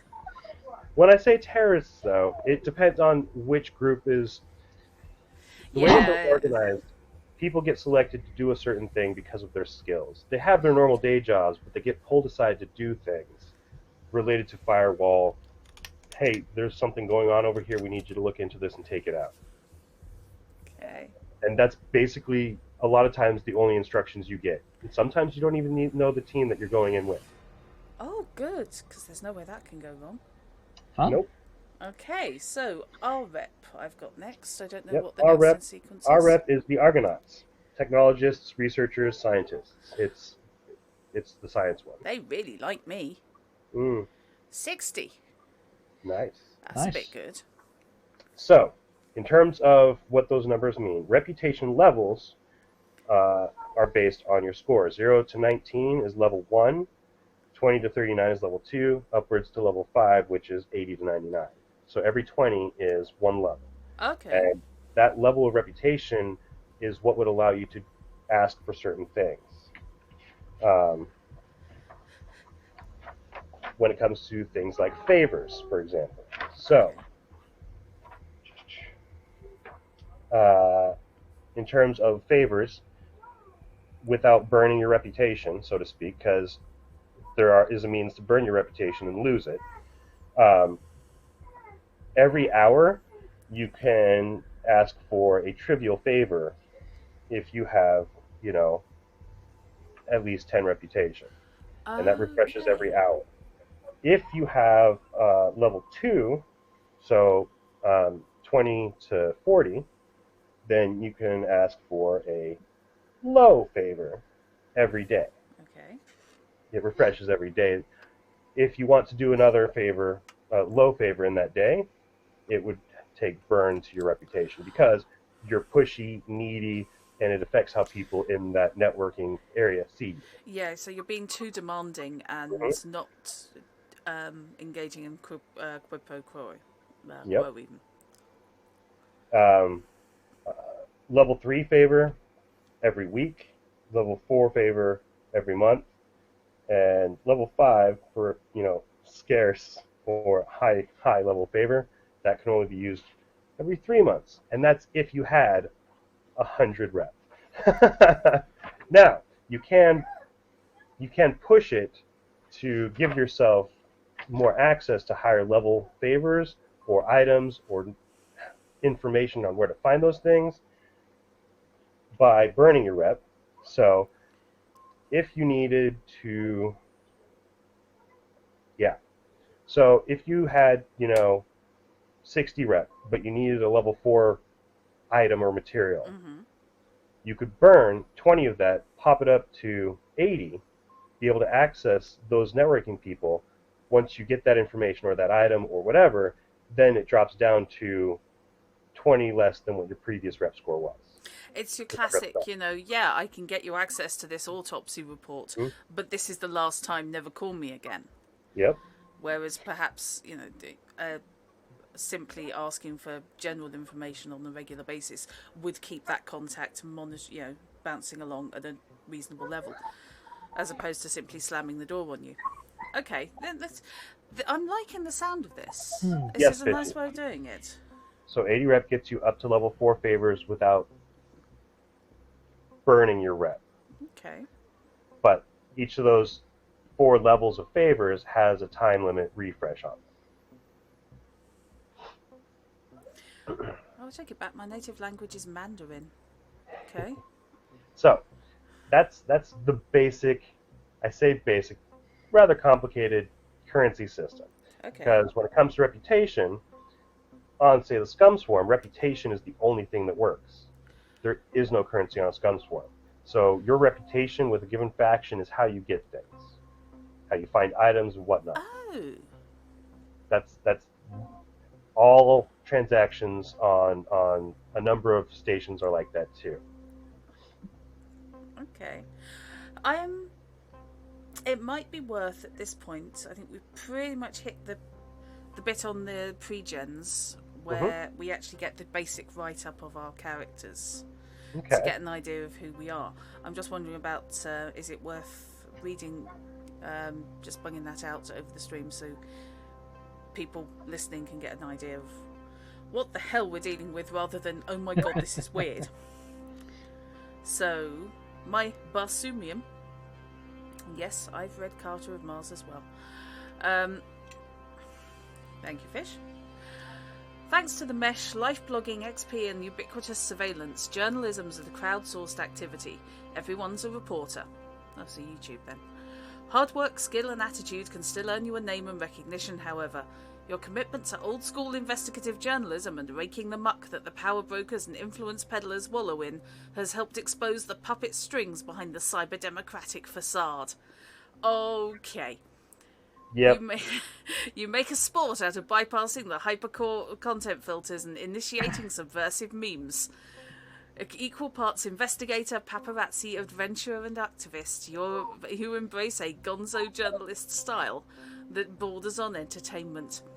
You prefer synths because they're innocuous and employ numerous drones and electronic spies to obtain the real story. With God. a quote, "What? No, I'm not recording. Anything you have to say about the Hellas massacre is strictly between you and me." You sound like a terrible person to hang out with. Just looking at Fishy's comments, it's dropped my PC's worst nightmare. Yep.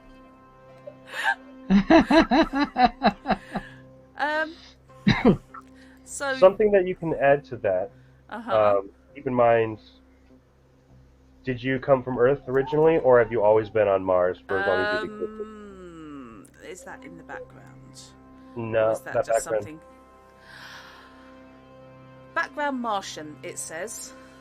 So Okay. I'm assuming has always been on Mars. Fair enough. It makes sense for a Barsumian. Just want to Yeah. check on that. Okay, so I guess that makes it my turn. Yeah, go for Yeah. it. So, you may be an uplift, but you find it hard not to feel sorry for these modified monkeys who have to get by with half as many limbs, gaping sensory blind spots, and brittle bones that are constantly breaking. Any favours they did by uplifting Octopus Guide were rendered moot when they succeeded in despoiling and abandoning the home planet you all shared. Nevertheless, you find all the ruins and derelict habitats left behind by transhumanity to be fascinating to explore. So you spend much of your time combing through spacecraft hulls, shattered stations, looking for curiosities and lost treasures. Such activities tend to take you close to Earth as well, where you support the efforts of those who hope to take the planet back. Your ultimate dream is to someday swim in the oceans of your ancestors. Oh, That's kind of sweet. I like that. You've got a lovely, lovely character. I've got an arsehole. I talked about reclaimers being bad.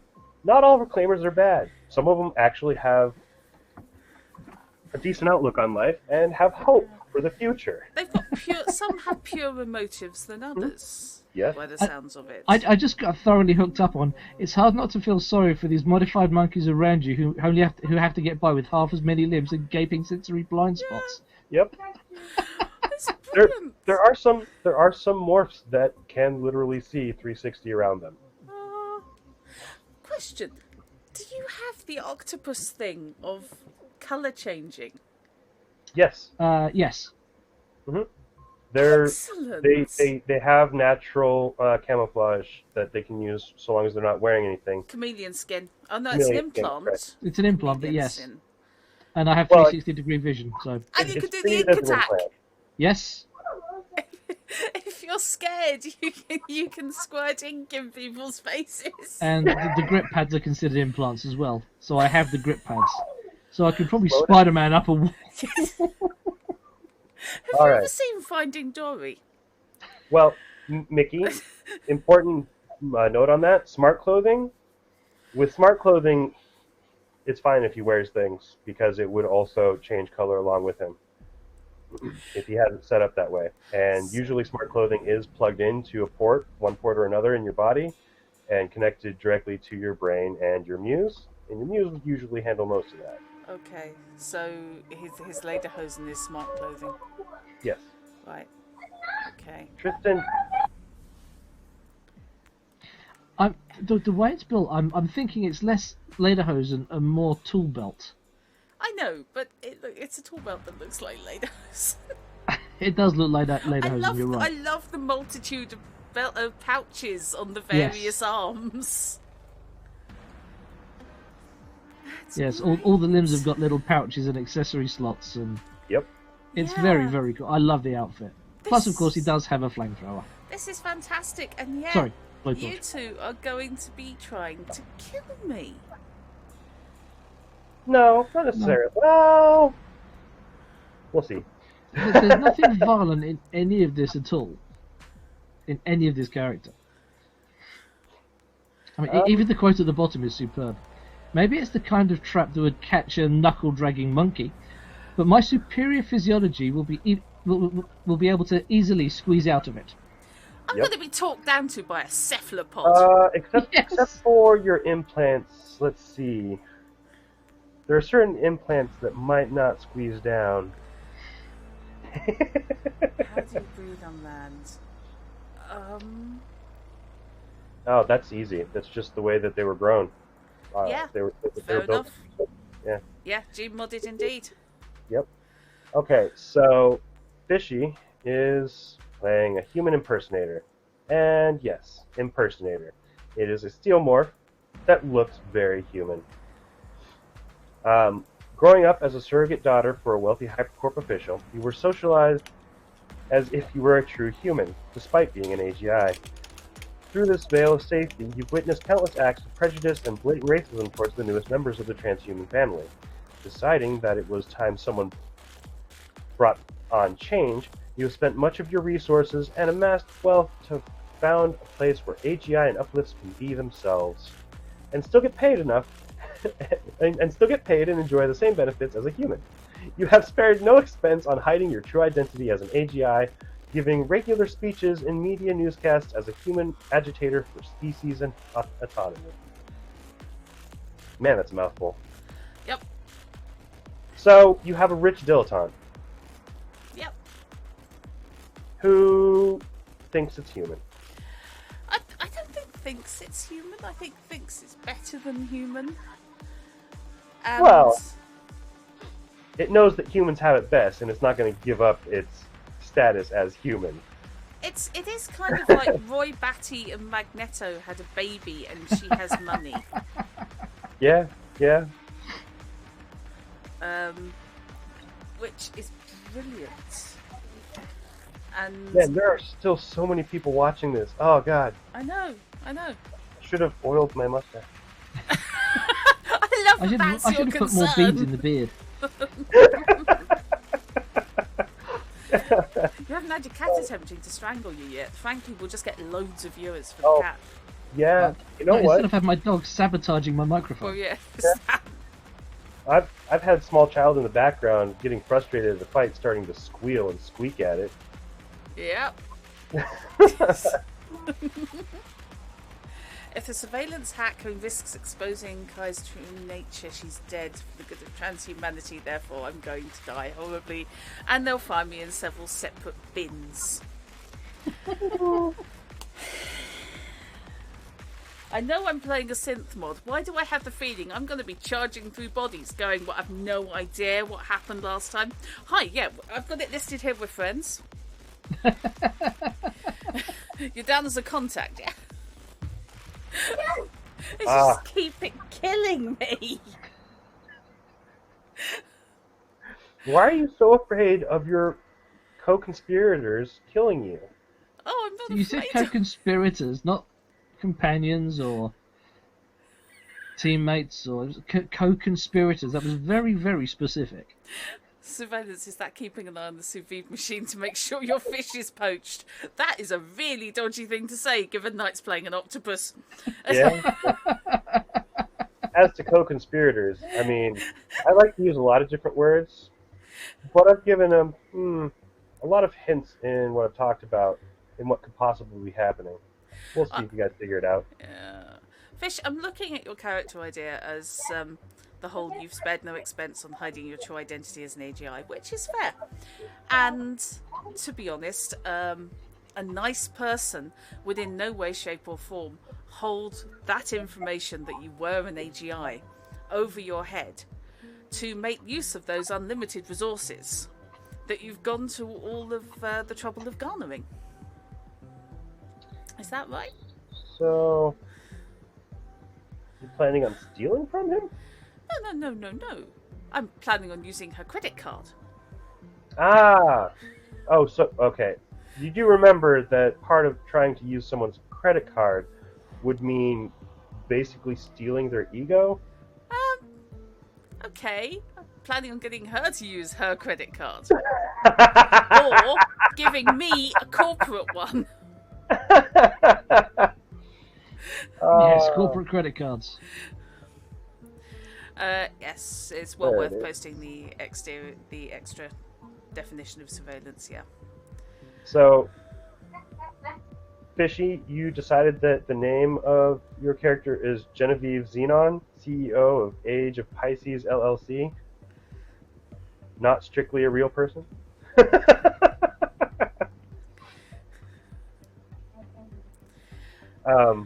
Do you guys have any names that you are currently thinking of for yours?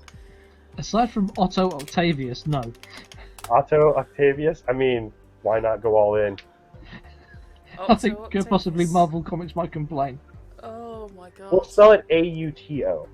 Oh my giddy aunts. I've got so many possible ideas for a character name. And it's... When your ego is ported into the various different synths and what have you,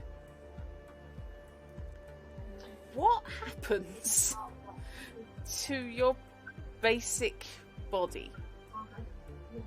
It gets put in storage or sold to someone else. I mean, usually if you're moving into another morph, Yeah. it costs to keep it in cold storage, so usually it just gets sold, and then if you need to come back to that place, buy a new one.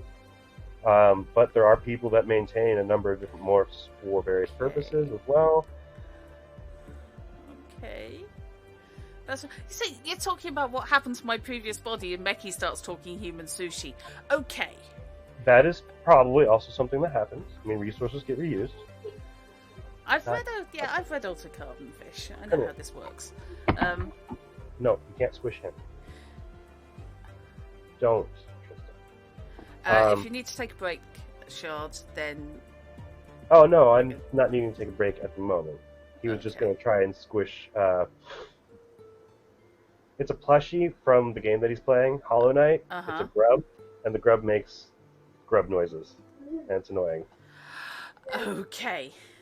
Yeah.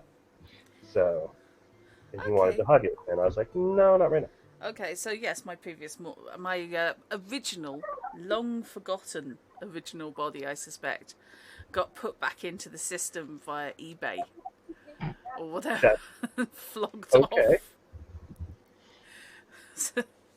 God. Also, for some reason, he's a fella. Don't know why. Some things just come out in my head. There's something specific, and for some reason, this is a fella, or was at some point. Currently, he's a robot. Who knows? You can be an it. I mean, AGIs tend to have gendered voices simply to pretend not to be AGIs when they're around people that don't like AGIs. So it's a human thing that is left over. eBay is where you buy hijacked egos. You want to put it on eBay. Oh, fishy. Just because you're not on vocals doesn't mean that you get a pass on terrible jokes and puns. What was the morph that you're doing again? Me? Yeah. It was the Barsoomian freelance journalist. Right. Which is... Apparently I prefer synths. So I'm guessing I go synth to synth to synth. Okay.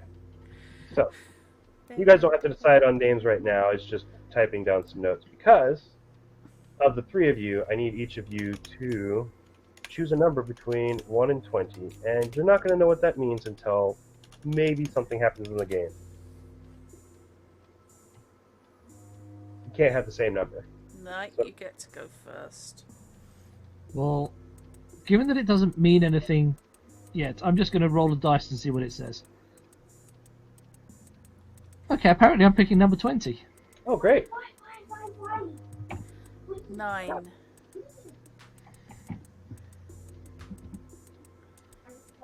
And Fishy? Oh. Squid names. Inkhead. Fountain pen. Fountain pen. No, Fontaine pen. Fontaine pen. Sorry, my apologies.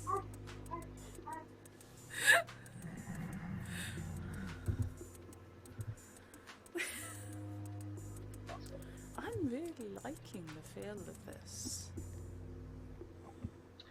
Okay. Now that that's done, let me save that. I don't know. Do any of you know if there is a plugin for Fantasy Grounds for Eclipse Phase? I doubt it, but you know, maybe. Not that I've seen. There might be a pan one out there. Well, that's my character name. I might just go actually with one of Mecky's suggestions. What, Fontaine pen? No, Craig in Blackwater. Ouch. Reagan Black. I like that one. Yeah. We have a winner. Thank you, Mecky. I'm going with Belle Hofstadter.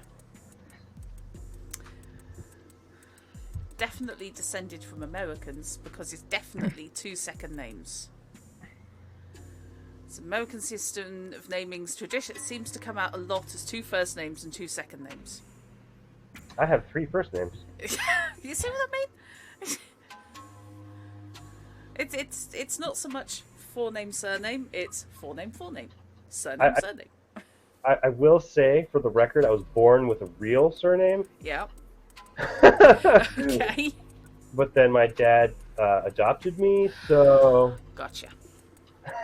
That's fair. But yeah, Belle Hofstadter, that works. I like that. That's the kind of... That says sleazy journalist to me. We've got Jenny, Craig, and Belle. Yeah.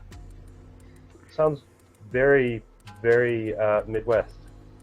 It's either kind of a really wholesome Midwest show about cooking and living on a homestead somewhere.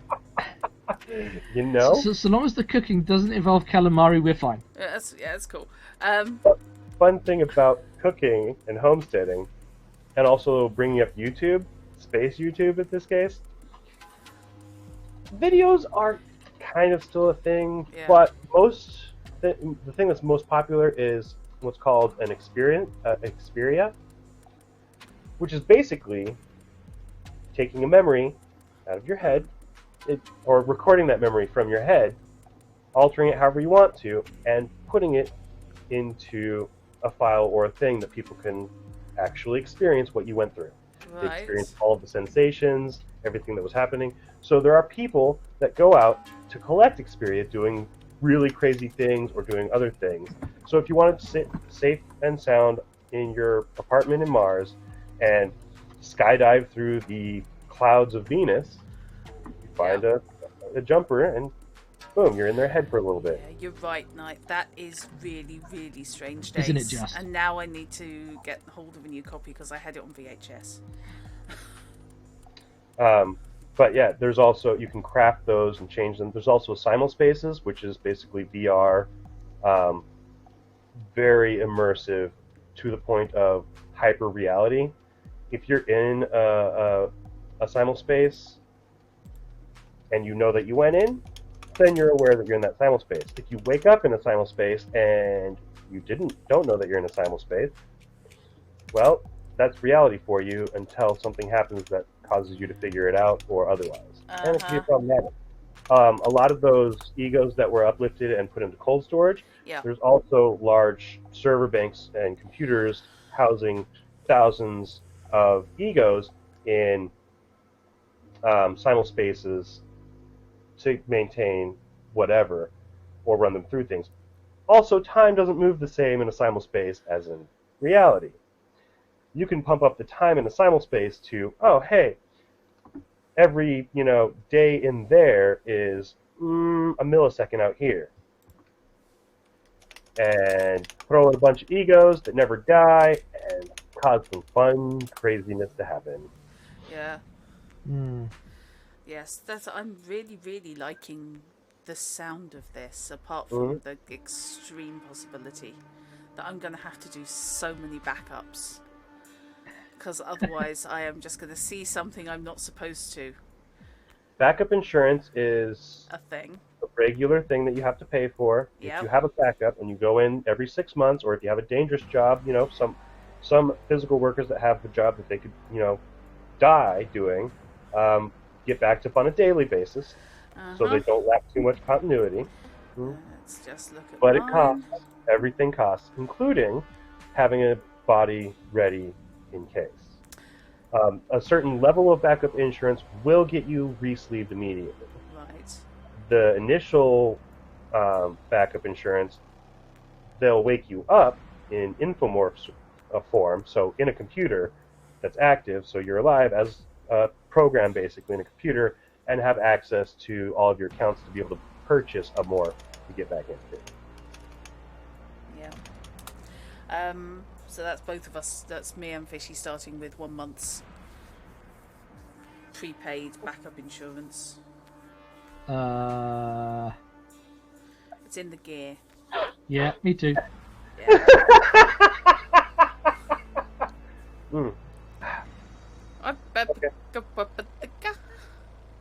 What? When the GM starts laughing uproariously, pardon me for getting slightly concerned. You should be. Good. You should be very concerned. This is just going to be revenge for the various bits of body. That's not true. I have nothing against Knight or Fishy. They've never done anything to me as a GM.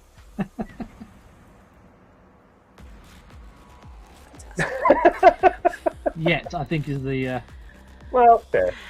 That's fine. It's all fine. I mean, Wars is coming up. I'm sure I can think of something. Oh, don't worry. Don't worry. I don't even have that leverage to hold open. Okay. This is going to be fun. Those are the basics. I mean, there's a lot of information in these books. I mean, yeah, they're only, 200 pages? No. 300, 400 pages long? Okay, there's a lot. 400 for the main rulebook. And it's very dense. It's not just 400 pages, it's very dense. Yeah. Full of the information of how things work. Oh, yeah, it looks like you get your money's worth, I have to say. Just on a side note basis. There's an awful lot of games these days where they'll take, a quarter of it might be artwork. But this, although we do have good artwork, and how the hell is she doing that?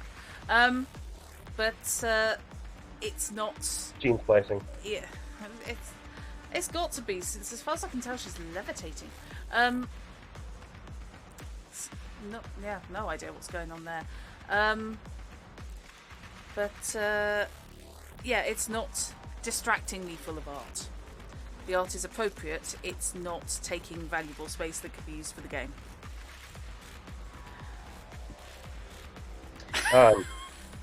Because it's not just that An one awful fish. lot.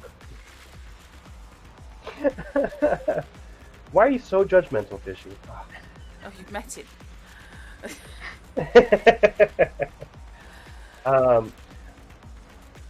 mean, I've given you a lot to think about. Probably going to forget most of it, but there's more I could talk about that could be related to the game, if you'd like. Okay. I mean, this is. I think you guys have enough right now as it Yeah. is. I don't know how much more you want to dig into things. Okay, it's not just us, of course, because the whole point of doing this on a stream instead of just in person was very much to give people. Eclipse Phase is it's quite talked about, but I don't get the impression it's played, and certainly not actual played, as much as possibly Not it typically. deserves. Because it's a very top-heavy game, Yeah. obviously. Yeah. Yes, and what I was commenting on the how is she doing that is bodies don't bend like that. Not when unsupported. Which body are we looking at?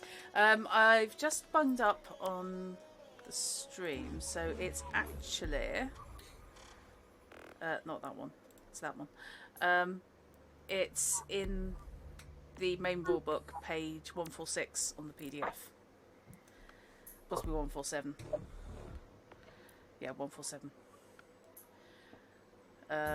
There's a definitely gene spliced. Oh yeah, she's coming out of a freaking vent. She's coming out of a vent. Yeah, she's like a sexy version of the serial killer from the X-Files. Tombs. I'm not even That sure. was it. I'm not even sure that's not Simulspace or Simulspace. So Yeah. I mean, it could be. You know, Eugenia Tombs? Oh, I've already got a name. Must not take. Okay. So yeah. So let's throw that open. Anybody who's watching, anyone in chat, is there anything that you would like to know specifically about the setting, about how it works? Our character's place in the world, that sort of thing. Chuck it into chat and we can sort something out. This is the problem with lag. yeah, sometimes. In terms of that, the three of you need to consider what you want your muses to be, Okay. because that's a character choice, and usually players can play their own muses. The way that I tend to run, I play the muses for them as NPCs. Right. Generally confused how, Chrono.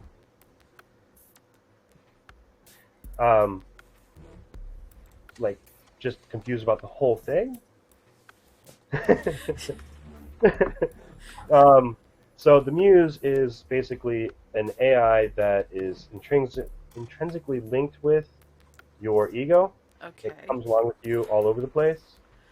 It manages your schedule, your finances. It keeps track of your interests, but it is a very limited AI with personality that is associated with your own personality or designed how you want that personality to be. They have base stats for doing research on the side for you and doing other things that are necessary, but they're basically right along Clippy. A highly advanced Clippy. Oh, good. So they'll make everything go horribly wrong. You appear to be trying to hack the Matrix. Would you like some help with that? Okay. Missed all the character mechanics. Mm-hmm. Well, Okay, so basic mechanic is skills are done on percentile, and they come off a base of your intrinsic aptitudes for essentially untrained skills are done on a multiple of your aptitude. So we've got cognition, coordination, intuition, reflex, savvy, I'm trying to remember Som.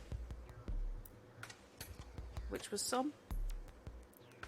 I'm sorry, Som is somatics. Som is Somatics. basically your constitution. That was it. And willpower. And essentially, people are... You're not likely to be running in the body you're born in, by the looks of it. It's not compulsory? It's not compulsory. Also, you can't change... You can't leave your body until you're 16.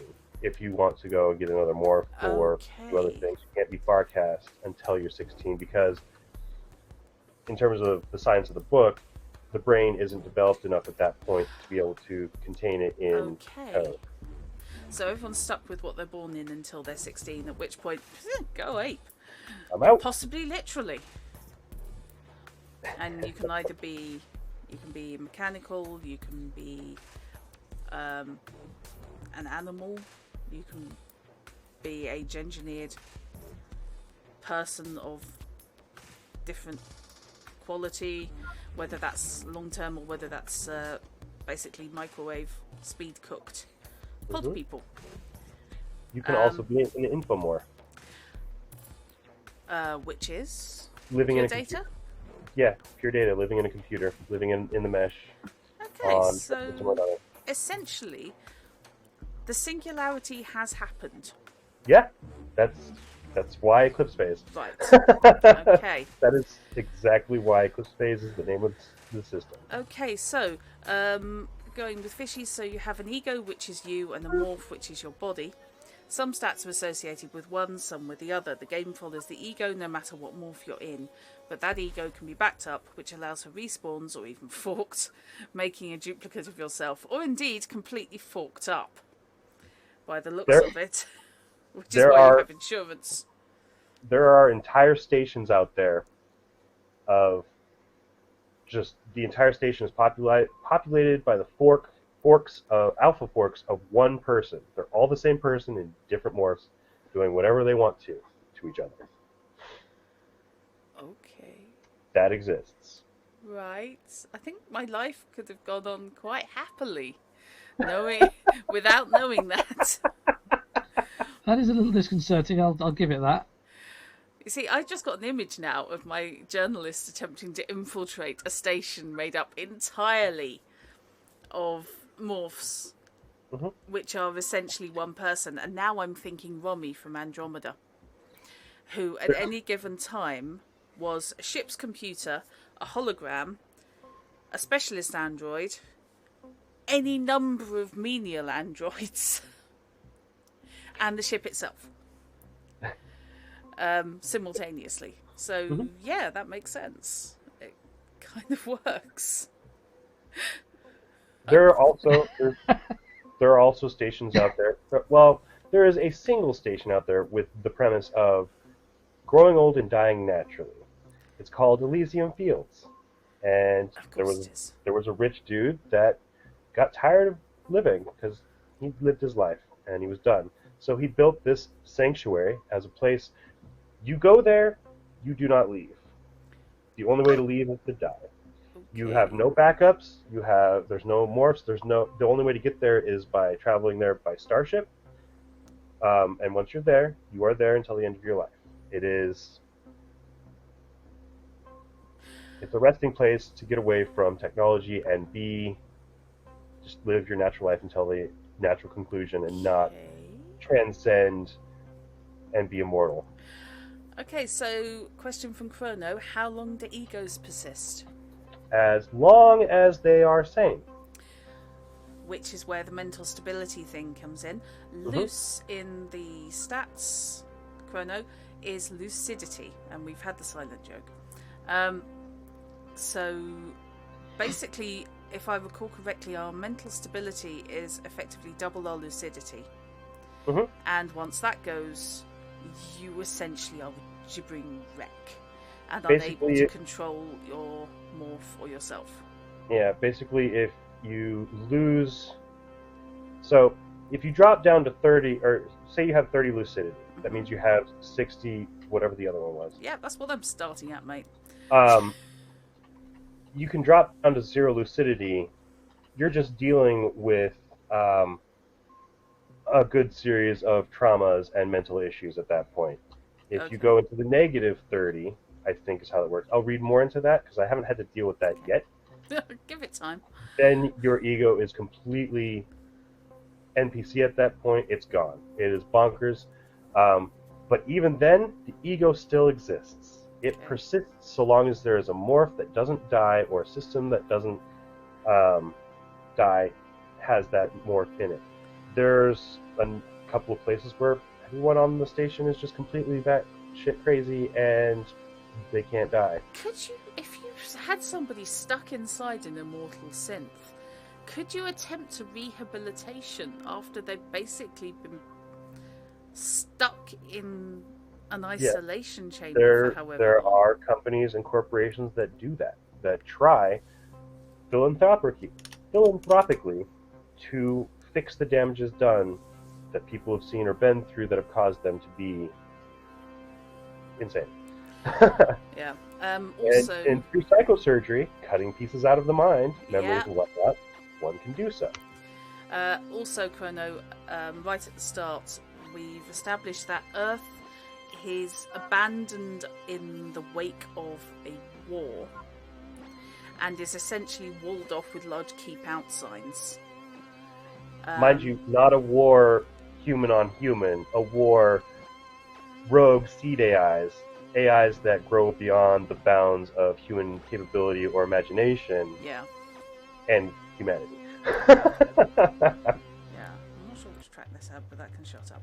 And rather than won or lost, one side of the fight just disappeared and vanished, and that was it. We just buggered off. The side that was winning just vanished. Yeah, that worries me. That really genuinely worries me. It worries a lot of people. It's one of the reasons that Firewall doesn't exist. Okay. So basically, Earth is walled off, so everything happens around the rest of the solar system, which is, of course, heavily factionalized. And there are different factions which both do and don't want to either reclaim Earth, loot Earth for old technologies, presumably keep people away from Earth on the grounds that it might attract the seed AIs to come back. That sort of thing. Well, it's not a matter of attracting them to come back.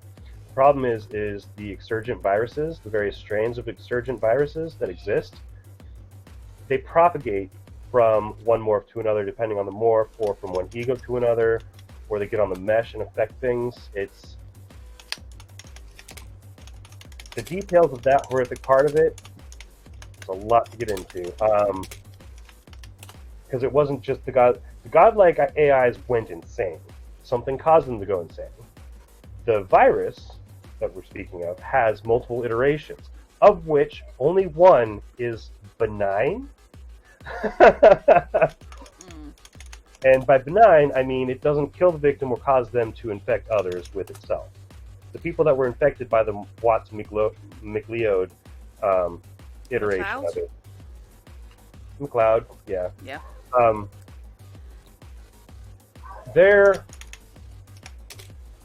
They have abilities. They are more sensitive to the universe and pick up on things.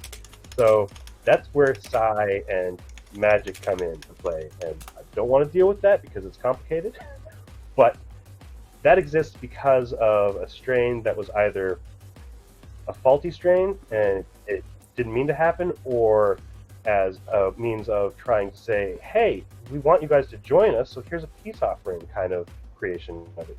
Okay. No one knows why or how, but the people that have it have psionic abilities and are also more susceptible to aliens and exurgent issues. Now you see, I'm now getting echoes of another book series, which is Gavin G. Smith's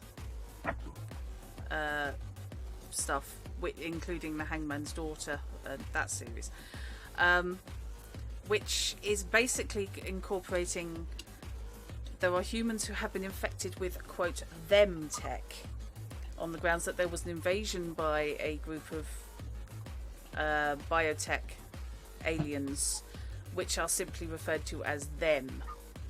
And Them. people with them tech, or that sort of level of genetic modification. Veteran, that's the one I was trying to think of, Fish. Were basically are not. They're not, oh my god, they're inhuman necessarily, but they are different. They have different capabilities. They might be hyper intelligent. They might be functionally immortal. They might be physically enhanced. But there's all these different elements that having that technology in your genetics and infecting you can have caused, mental and physical. So yeah, as you say, Fish, the Veteran and Bastard Legion books have a kind of an undertow of Eclipse phase. Actually, yeah, if you want to get the feel, I think you could do better than have a dive into those. Yeah. So, one thing that the Exsurgent virus can do, other than something nice like that, Nice, wouldn't you? Okay. Eventually turn a morph into Yeah, that. or not. That does not look like a fun thing to be turned into. That is a thing you don't really want to fight either. You've already got too many limbs. What are you worried about? Imagine if something like that gave me more. Yeah, alright, fair play. Sometimes it'll turn, depending on the strain, turn you into an Exsurgent like that. Whoa, okay. That looks like it's come straight out of Alien. Yep. And then there are Titan war machines that are left over that also look fun. Oh, do me a lemon. There's one, though, that I really... Oh, hey, here's a fun one. The Fractal Troll. Am I showing it right? What in Satan's name? No pun intended, Satan 666. Fun thing about the Fractal Trolls, once the Titans left, Yeah. something of their consciousness is still there. There might be people inside those heads that could be saved. Awesome. Yeah. They tend to run away from people unless they're hungry or being attacked. Okay. I'm willing to bet I could get a hell of a story out of one if I could just persuade it not to eat me. Do we know that they can be saved as an in-character thing, or is it? You generally wouldn't know considered they're unless just you all were nasty? part of a faction or research thing that was trying to.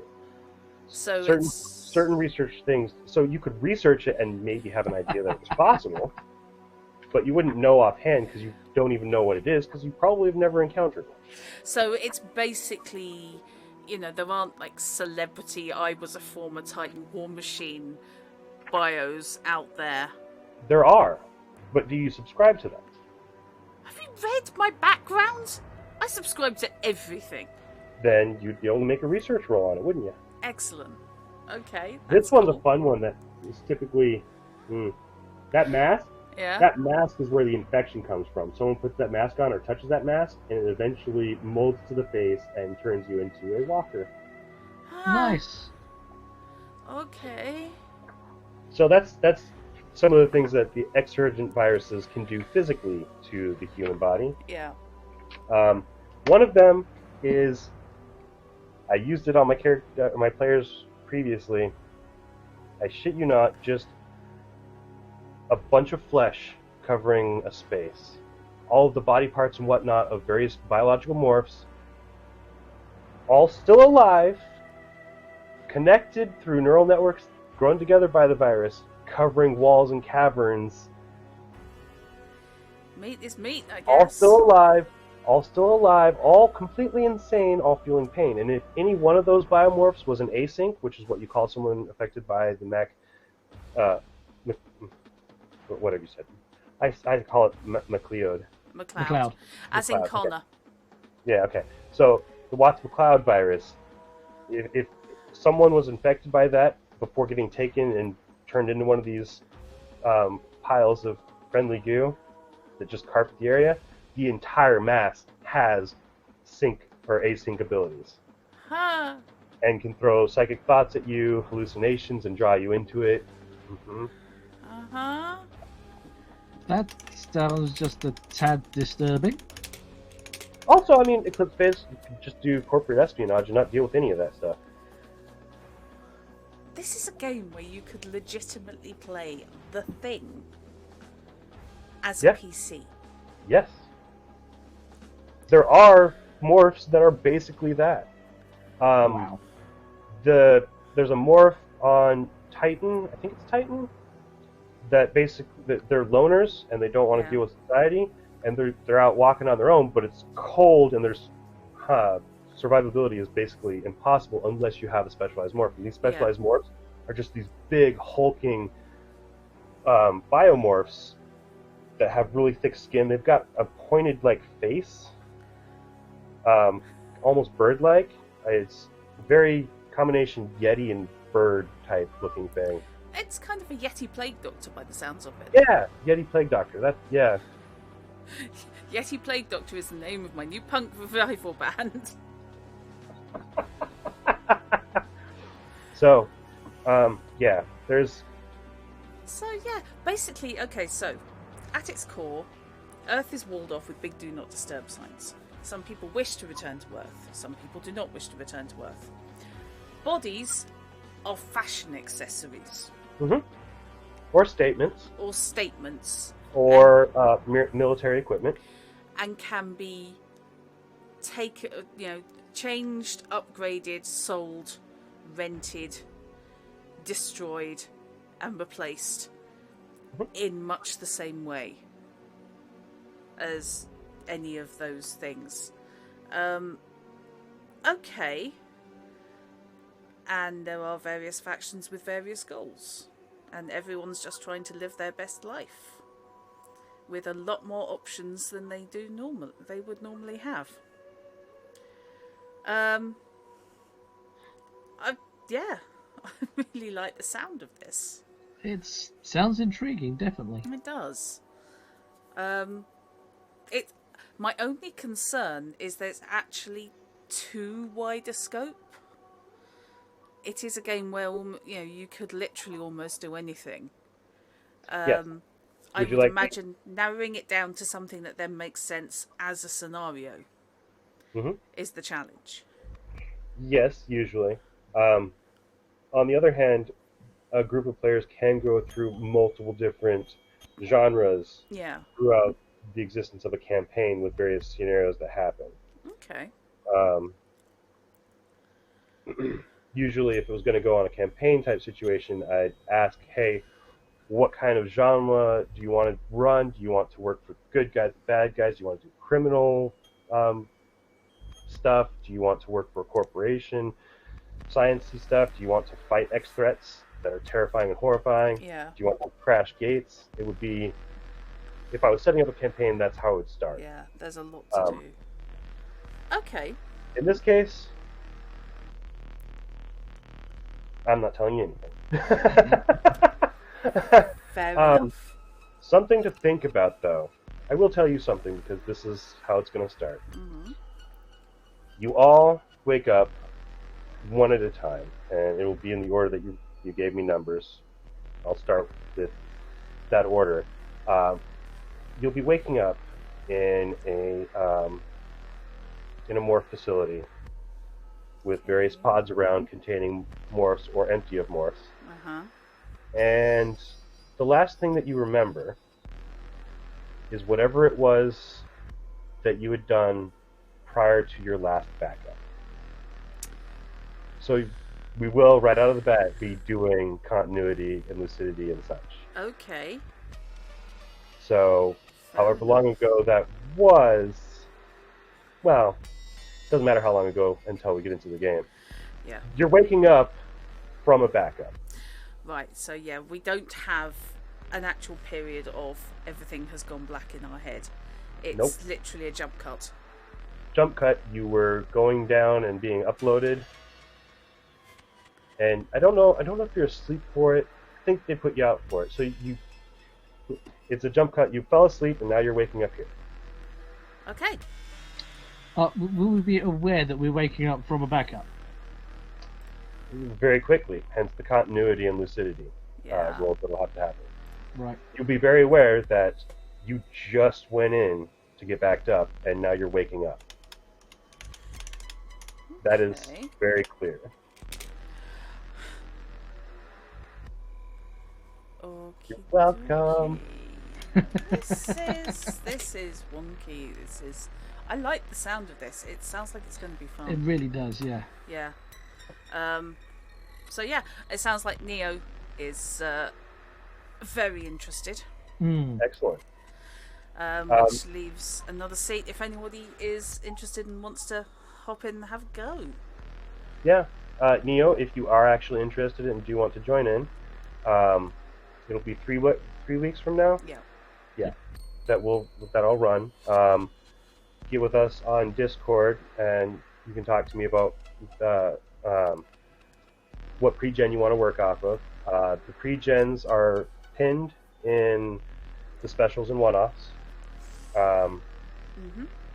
and we'll talk on Discord there about that. Cool. Right. Okay. Okay, we've been on for 2.5 hours. I'm thinking that I think we've basically covered the outline, sort of the big shapes of both the setting and the system. So I'm inclined to say, unless anyone's got any other questions, and I will now keep talking long enough for the latency to allow for any other questions instead of us sitting here like lemons not saying anything. I'm thinking this sounds like we've got a general handle on how things are going to work and how it's going to play.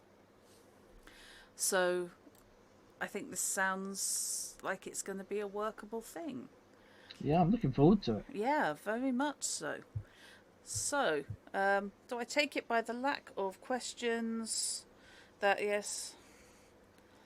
Oh, and as Fish says, we can also find out more on eclipsephase.com. All one word.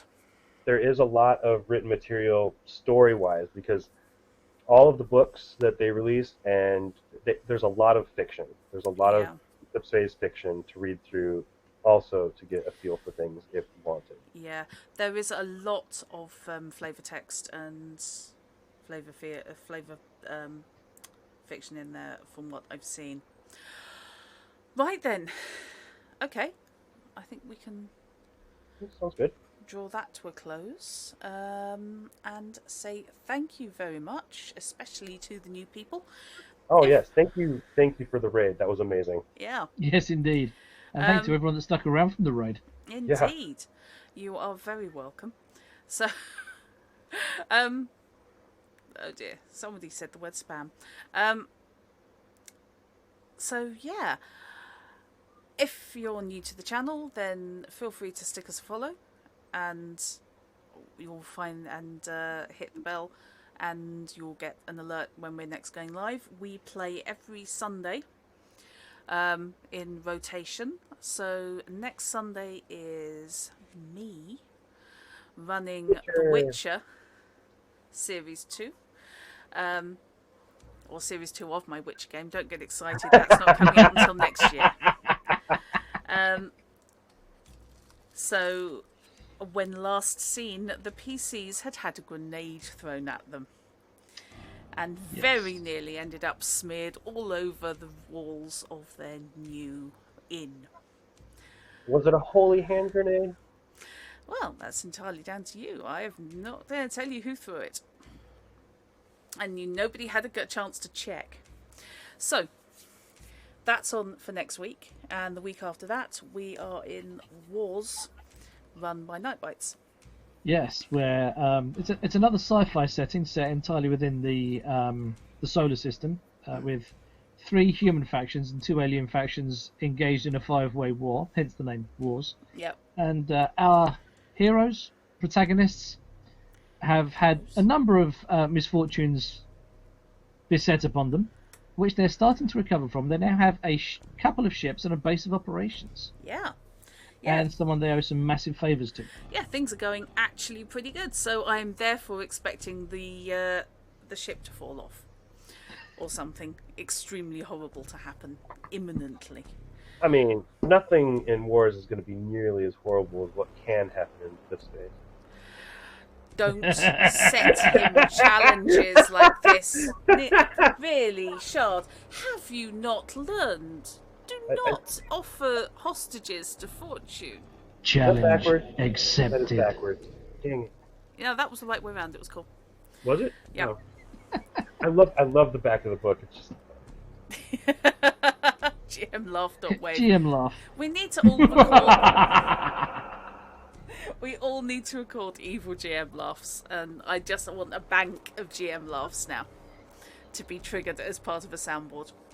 Okay, so I think we can wrap it up there. So thank you very much, Shard. Very much looking forward to this, and that was a good capsule kind of explanation of what in hell we're looking at. So thank you, and this is going to be fun. Yeah, I know, I clipped yours, Chrono. I literally just clipped yours. So we will see you next week on Hint Plays. And in the week in between, I'm streaming tomorrow evening on my Monstrous Monday. And night is on Tuesday. Tuesdays and Thursdays. I'll be playing drums to viewer requests. Yep. Wednesday I will be running something, but that's kind of up in the air at the moment. And Thursday I will be back on, hopefully finishing Dishonored on my Tales from a Thursday. So we'll take and it don't from worry there. about deciding whether to watch my drums or Drut's Dishonored, because when I finish drums, we raid Drut's Dishonored. Yep. We've synced the timing. We know what we're doing. Speaking of Monstrous Mondays, are you going to be playing Alien vs. Predator again? That or are you is playing something else? That is one of the options. Alien vs. Predator is indeed one of my options. Yes. So I may well be back as the Predator. Also, for everyone that's new to this stream, Drut does occasionally, or has started occasionally, streaming on Saturdays as well. Yes. It's not a regular thing, but it's kind of semi-regular habit. Because Chrono Magistrate is streaming on the Rusty_Quill channel, and I mod there, so after I mod there, I pootle off and I do one of my streams. It's kind of got to be a habit. So, yeah, feel free to chuck any or all of us a follow, individually or as a group. You've got Hint Plays, Drutacup, Night Bites, I would say Chrono Magistrate, and Rusty_Quill, all worth a follow. Which I would say that one of them's me. So, before this phrase anymore, I will say good night, thank you for watching, and you are all very welcome to Hint Plays. Nice to see everyone. Good night, everyone. Good night. Good night, folks.